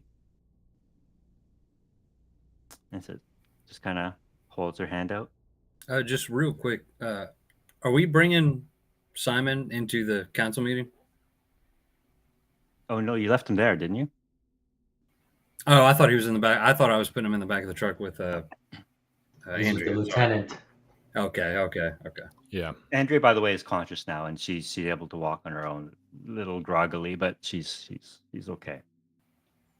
But Naomi walks up to you, Benji. Keys, please. Well, I'm sorry, Miss Ward. Here you go. Here's the keys. I did really good. I was really good with it. I was really good driver. I was very protective. I took good care of it. Ask Mr. South. I did great. Really did. Mm-hmm. Next time you want to borrow my car, you just have to ask. Yes, ma'am. He did. He really did good, Miss Naomi. There may only be 1 or 2 scratches on the side, but I mean, he did You're good. an adult. Benji has an excuse. He's a kid. You're an adult. How? You were in that Jeep when he stole it. He's got his own mind. He got in it. I mean, I tried to stop him. I mean, he really did. And then he gave me a cigarette, and it was the whoa, Benji, whoa. No such thing happened on the ride. You're having a conversation later, South. She just kind of walks off and back up to the table. You rarely see Naomi Ward pissed off like this. So you see the council has convened, and you notice on the walls something new, something that has never been on the town hall walls before. Banners of that individual that I showed earlier. Oops, the warlord. It's not him. Where'd it go? Oh, I lost them. Warlord Zhang Ye, I believe his name was. His image is now kind of hanging from banners around the room, along with emblems of the cooperative. And you see people looking around and hushed voices pointing at them, wondering what the heck is going on here. Are the other delegates here? The other delegates are seated in the front row as well. And that is actually where you're escorted to, Aiko. You see Elena Brooks, who is the council leader, stand up, clear her throat. Good people of Baxter's Reach. Today is, well, this week, rather, has been rather eventful. We have new visitors from the Middle Heavens. We have had something of an insurrection, as she kind of looks over her shoulder at Samuel sitting next to her. And we have had at least one murder. Now, each one of these items, in and of themselves, would be grounds for lengthy debate. But it would seem time is precious at this moment, as our unexpected visitors have arrived on the eve of an expected visit from our overlords, the cooperative. Mr. Hargrove, as the one who seems to have the most at stake here with the cooperative, would you mind please enlightening us as to the new reality that we are apparently facing? And as she sits down, Samuel Hargrove stands up. He looks across the room, and you notice his gaze kind of drift to the back of the room for a moment. And when you all turn to look, you see Simon standing there with the two goons. And you just see Simon giving him a nod. Sam Hargrove says, "Good people of Baxter's Reach. Indeed, we are on the precipice of momentous times. With this unexpected visit from the Middle Heavens and these delegates, we finally have something to offer the cooperative. Something of value. We have hostages."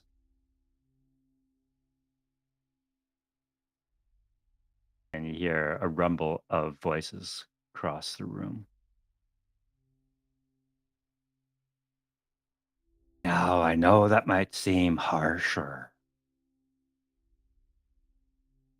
not like us to do these things, but you know, and as he looks to you, Otmar, some of you know exactly how the cooperative work, what they want from us, and they will continue to take from us until there's nothing left to take. By offering up these delegates from the Middle Heavens as hostages, we offer them a bounty beyond what our meager resources here can provide. And perhaps this can win us permanent favor with the cooperative so that they will treat us more even-handedly in the future. You see Elena Brooks sitting beside him, just shaking her head. Mara Quinn, just kind of like you can see her clenching her fists as she's sitting up at the table. Now, I know many of you have opinions on this matter, and sure your voices will be heard. And he looks across the room. Is there anyone who does not agree that time has come for us to finally prosper? Excuse me. Quick question. The cooperative. I guarantee you, Wayland Yutani will pay far more money for just me. We can provide better resources. Maybe you and I can do the negotiations. Forget this cooperative. He looks around the room and says, I thought I asked someone to gag this man.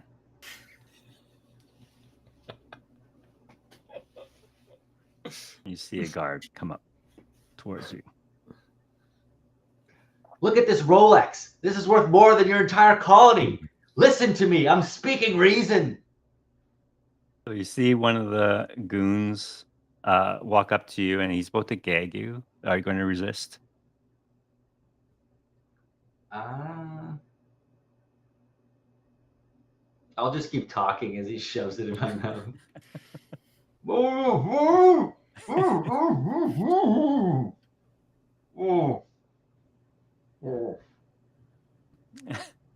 And he looks over at you, Gideon. Young man, you had your hand raised. Yeah, isn't with these middle heavens people, wouldn't with their support we be able to fight back against the co-op?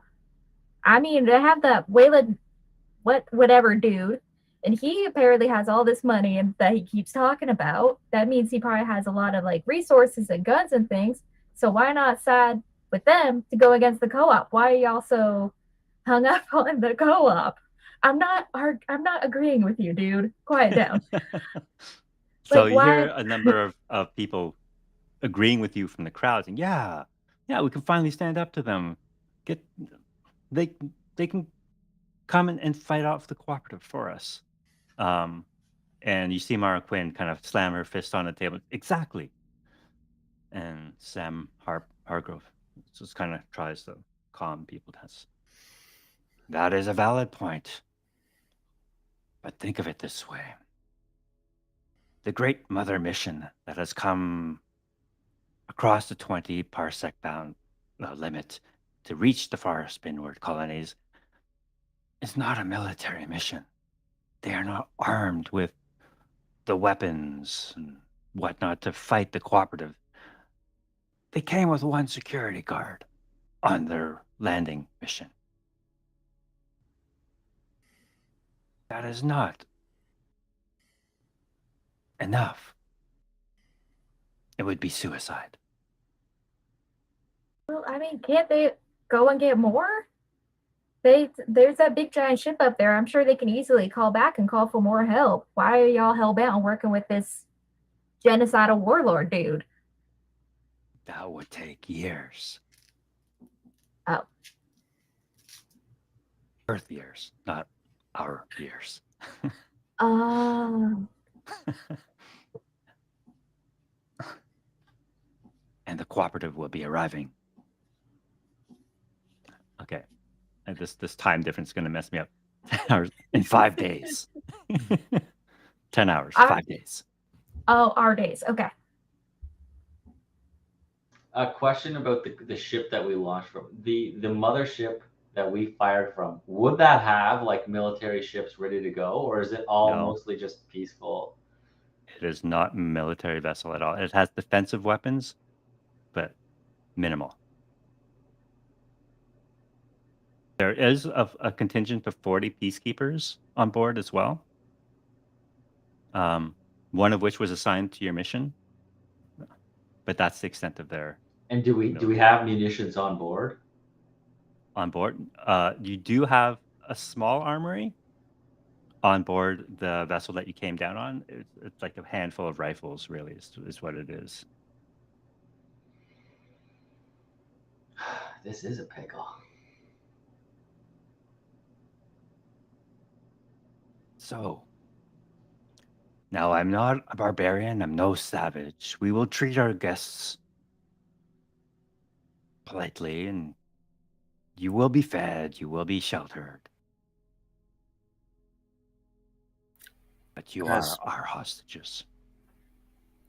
as Sam kind of says that, South kind of stands up and goes, "Fed and sheltered. You Samuel murdered one in cold blood. They hadn't even been off the ship for a day, literally. Yeah, that's right. They just came on, and Simon They, over they here had been here for found maybe them. a half a day. Murdered one and then murdered Jace at the bar in self-defense."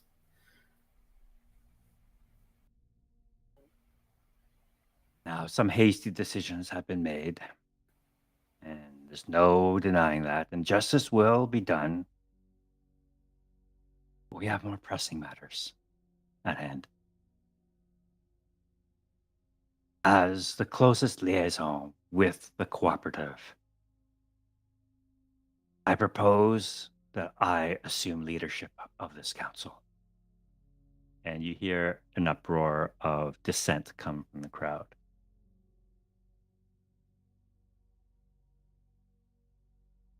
Do any of you say anything at this time? Oh, Gideon's booing with the rest of the crowd. Say, that's a stupid ass idea. You're Yeah. gonna make yourself the liaison when you can't even control your pet. And he's gonna kind of look at Benji and go, "What did you call him? A meat what?" No, beef slab McButtcakes. That's what he is. Beef slab. Beef slap McButtcakes. You can't even control him, and you're gonna make yourself the liaison. Yeah, everybody's Ye- negative on that idea. It Hey, says, Sonny, you got your steak and taters before you hit the mine? what's that? He says, he looks around the room and says, perhaps I haven't made myself clear. As you look around the room, you do see about 20 of these armed goons standing around the edge of the room. this random hick is more armed than an entire like colony ship. These weapons look like they're pretty old, but they are, and actually some of you, Otmar probably, you would recognize some of these. These are CANC weapons. These are older weapons from the initial CANC. So you know that they were supplied by the cooperative.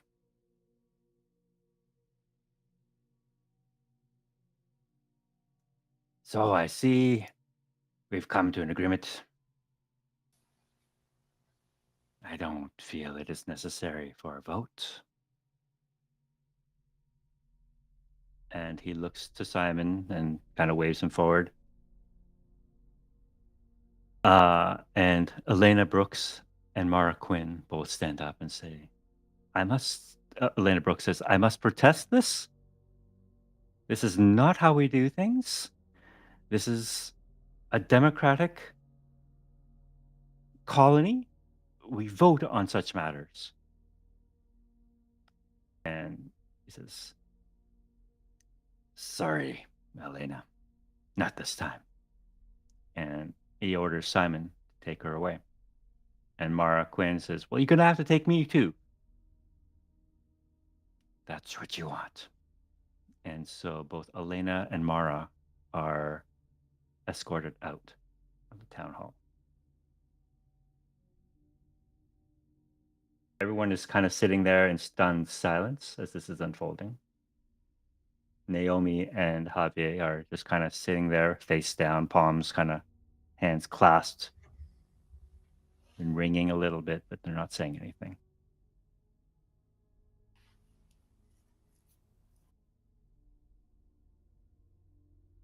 You hear one of the other delegates that came with you speak up. That would be Maria Vasquez, representative of the ICC. Speaks up and says, "But what about those that we left at the ship? What will become of them?" And Sam just looks to her and says, "That will be taken care of." And she's pressing him. "What do you mean taken care of?" And you can see there's just a cold look in his eyes as he stares her down, and he repeats, "They will be taken care of." Now escort our fine guests to their quarters.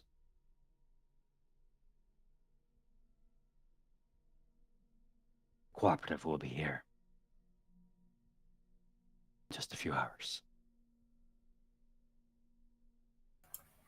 So is the crowd still kind of like stirring and not with it?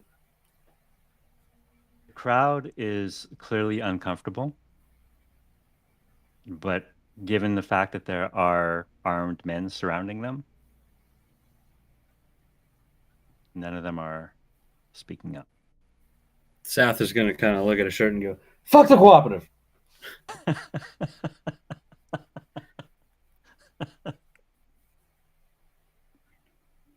Gideon's right. gonna kind of sneeze and do the same thing. Fuck cooperative. Yeah, Otmar will like bang bang in response to someone doing that. Benji's bored. There's nothing for Benji to drive. He's not amused. So he looks across the room at these anonymous voices and sounds of dissent, and he says, "Now I know this is going to be a hard pill to swallow for some of you, but it's for the best. This will ensure that Baxter's Reach will remain autonomous and prosperous. You have my word."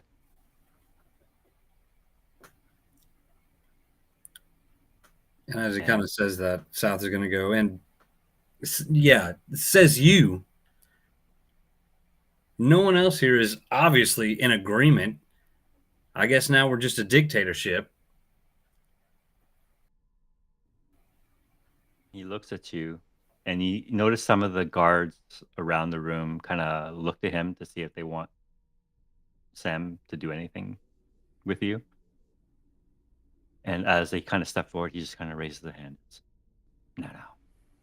He's allowed to voice his opinion. And as he says that, I'm going to take my hat off and just like start chanting "fuck the cooperative" over and over again.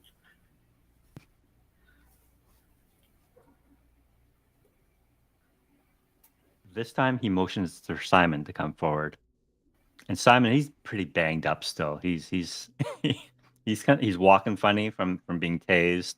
And he's sporting like a massive like bump on the back of his head where the lieutenant smashed him. But he's walking up to you, and he's trying to forcefully trying to get you to sit down. So I'm gonna look at him he's pretty banged up, and I'm gonna go, get your hands off of me, and kind of shove him away. And I'm gonna kind of turn around and face the room and just keep chanting and try to get some kind of rise out of everybody. what do the rest of you do? And you see South standing by himself in defiance. I know first thing Gideon's gonna do is he's gonna turn to Simon and just go, "Wow, Simon, what happened to you? You look pretty banged up. Did you run into a wall or something?"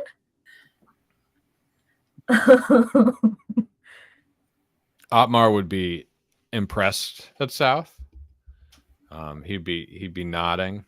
I think he's not that type of charismatic individual who's going to try to command a crowd, but he doesn't like the cooperative. He doesn't want to pay fealty to them. All right. And Benji's playing with his laser pointer. He starts standing up on a chair, and he's hearing South sort of say some foul words. He's going to join in, and he's like, but he's jumping on the chair, so making a racket, jumping on the chair, waving his laser pointer around, and reciting along, "Fuck the cooperative." And then he sort of moves into "Fuck Simon," and then he moves into "Fuck Beef Slab." All right. So South, I'll let you make a manipulation check, and you can add 1 to your die for Benji's enthusiastic support. So I just changed the base modifier, right? To +1? Yep.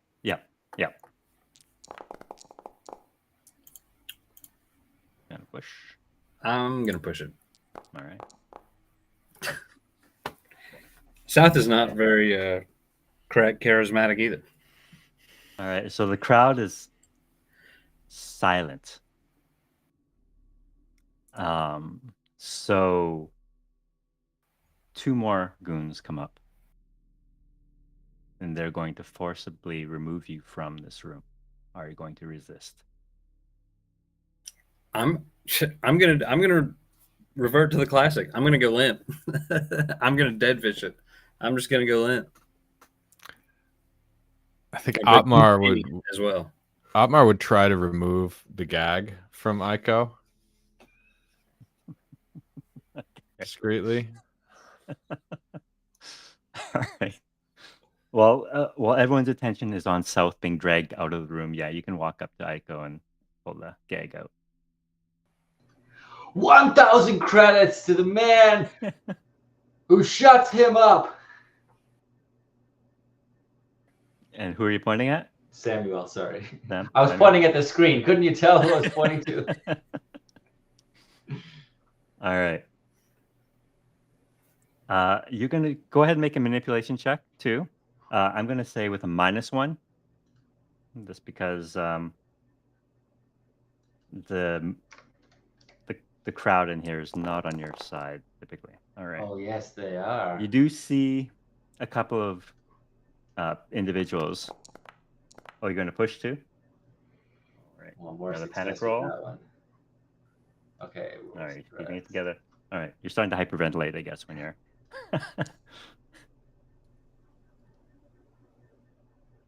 Oh, the stress roll was already rolled, Oh. so you don't have to roll. Oh. So you do see a couple people tentatively get off their seats to move towards Sam when you offer a reward of $1,000. But then they see him becoming flanked by like 4 armed people, and then they sit their asses back down.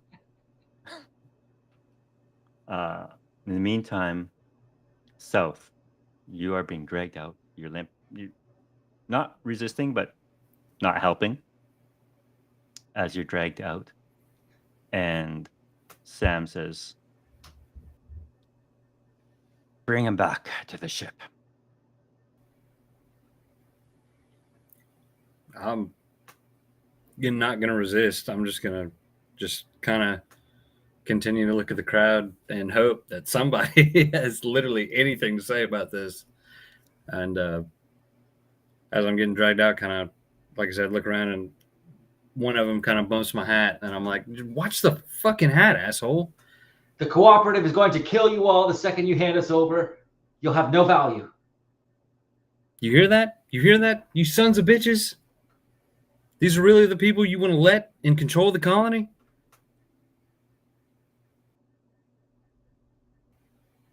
Nope, no one's listening, unfortunately. And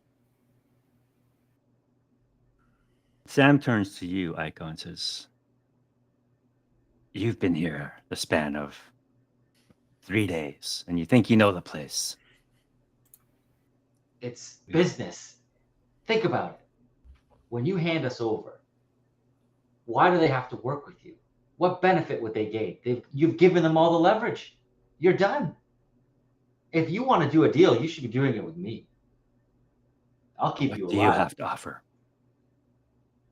I have technology you backwater hicks haven't even heard of. I have so much money I could drown you. Our weapons could shatter you from the sky. You're walking around with muskets. I'm the guy that can bring salvation if that's what you're looking for.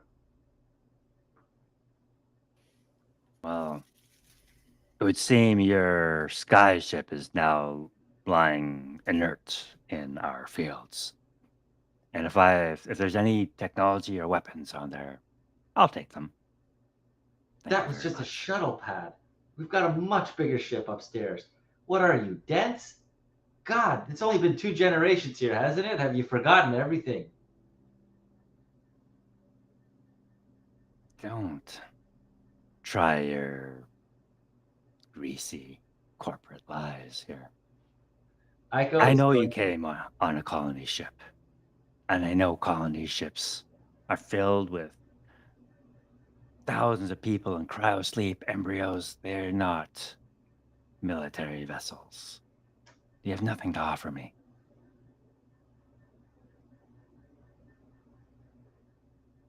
I have to feed and look after my people. Today, tomorrow, the day after tomorrow, and the weeks to come. How many people would you say are in There's this probably room? a few hundred people in here. And how much space would you say we would have on a colony ship?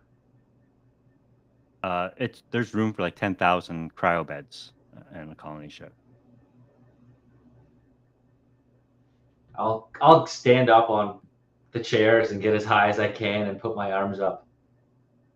Citizens, we can take all of you back to the ship and you can live in glory and peace. Come with me. I can save you all. Can you make a manipulation check for me, please? Again, with a -1 base modifier.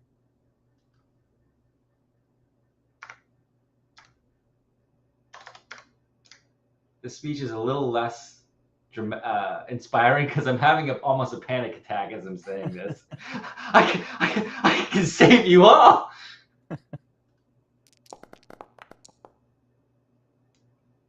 All right, you still get the 1 success. You hear people rumbling again,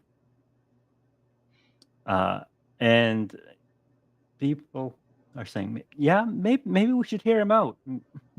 Maybe Wayland Yutani, maybe they have come back first. Maybe we can stand up to the cooperative." And you see Sam nod to one of his goons, walk over to you, Aiko. And he's going to try and hit you with his rifle. This will be a close combat check. You can resist if you like. Not that I will. So the type of resistance I'm looking to do is more of like a redirect to make the guy look like an idiot, as opposed to like hitting him or anything like that. Okay. So it'll still be okay.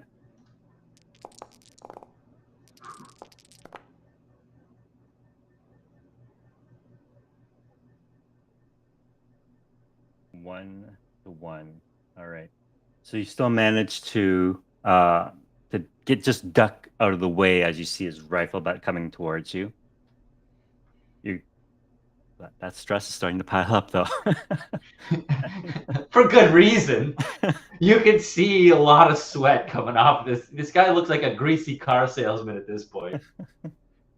But you can see that he's trying to forcibly shut you up now. In the meantime, South, you've been dragged out. They're going to try and bind you. Are you going to resist? There are 2 of them. I'm going, as they're trying to bind me, I'm going to go, enough, and just kind of try to push them off me and go, I won't be a fucking problem, all right? Just get away from me. Okay. Otmar, Gideon, Benji, you're sitting in this room still. You hear a commotion immediately just outside the door of South resisting, like them Yeah, trying to. Otmar would try to slip out that side of the building. Okay. I have a question. Is everybody there? No, Kinda not your whole community is not. Your whole community is like 4,500 people. Okay. It's only about a 10% of your people is here. Okay. Then Gideon's gonna kind of sneak out with Otmar and see if he can lend a hand. Yeah. I mean, even if Gideon, you scan the crowd too, and you don't see your family members here. Okay. Okay, then yeah, I'm definitely gonna go and help South. Okay. And Benji? Benji, so in terms of Aiko, who's in front of Aiko right now? One goon just trying to knock him out, but Aiko's like dodging and like being a greasy salesman. can't get a handle on him. So I think Benji's not liking how this is sort of shaping up. He's gonna try to escape. On the way out, though, he's gonna try to distract the goon that's picking on Aiko with the laser pointer. Okay. I'll say Andrea was sitting beside you because she's conscious now and she's aware of what's going on. And even as you were hopping up and down in your chair, she was trying to pull you back down to shut you up. Andrea, it's time to get out of here. We've got to get out of here. This is not going well. Your beefcake boyfriend is causing a big problem. I told you to shut up. Keep your head down. I'm trying to protect you. Hell of a This is job the you've only done. way. This is the only way. Fuck. The cooperative are going to be here in 10 hours. Less than 10 hours. And they're going to come with soldiers. Cooperative schmooroperative. They landed a ship from Earth. I've only heard about that. I can't even think about what that means. No, I'm leaving. Where are you going to go? I'm going with them. There's nowhere to go. We'll find a way. Those people that were left at the ship, they're dead. They're all gone, Ben. And that's where South is going.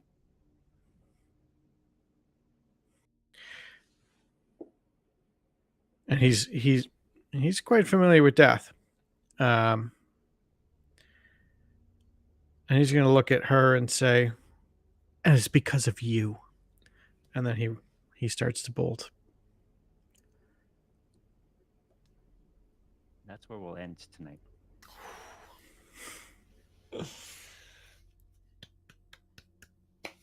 Thanks, guys. Great session. And we'll pick it up. We'll pick it up in 2 weeks as you try and figure your way out of this quagmire. All right. Thanks so much, guys, for watching. Those of you who are stuck around, and we'll be back in 2 weeks with the second episode of Farthest Thunder. Guys, can hang out for 1 second as I just go off stream. Thanks.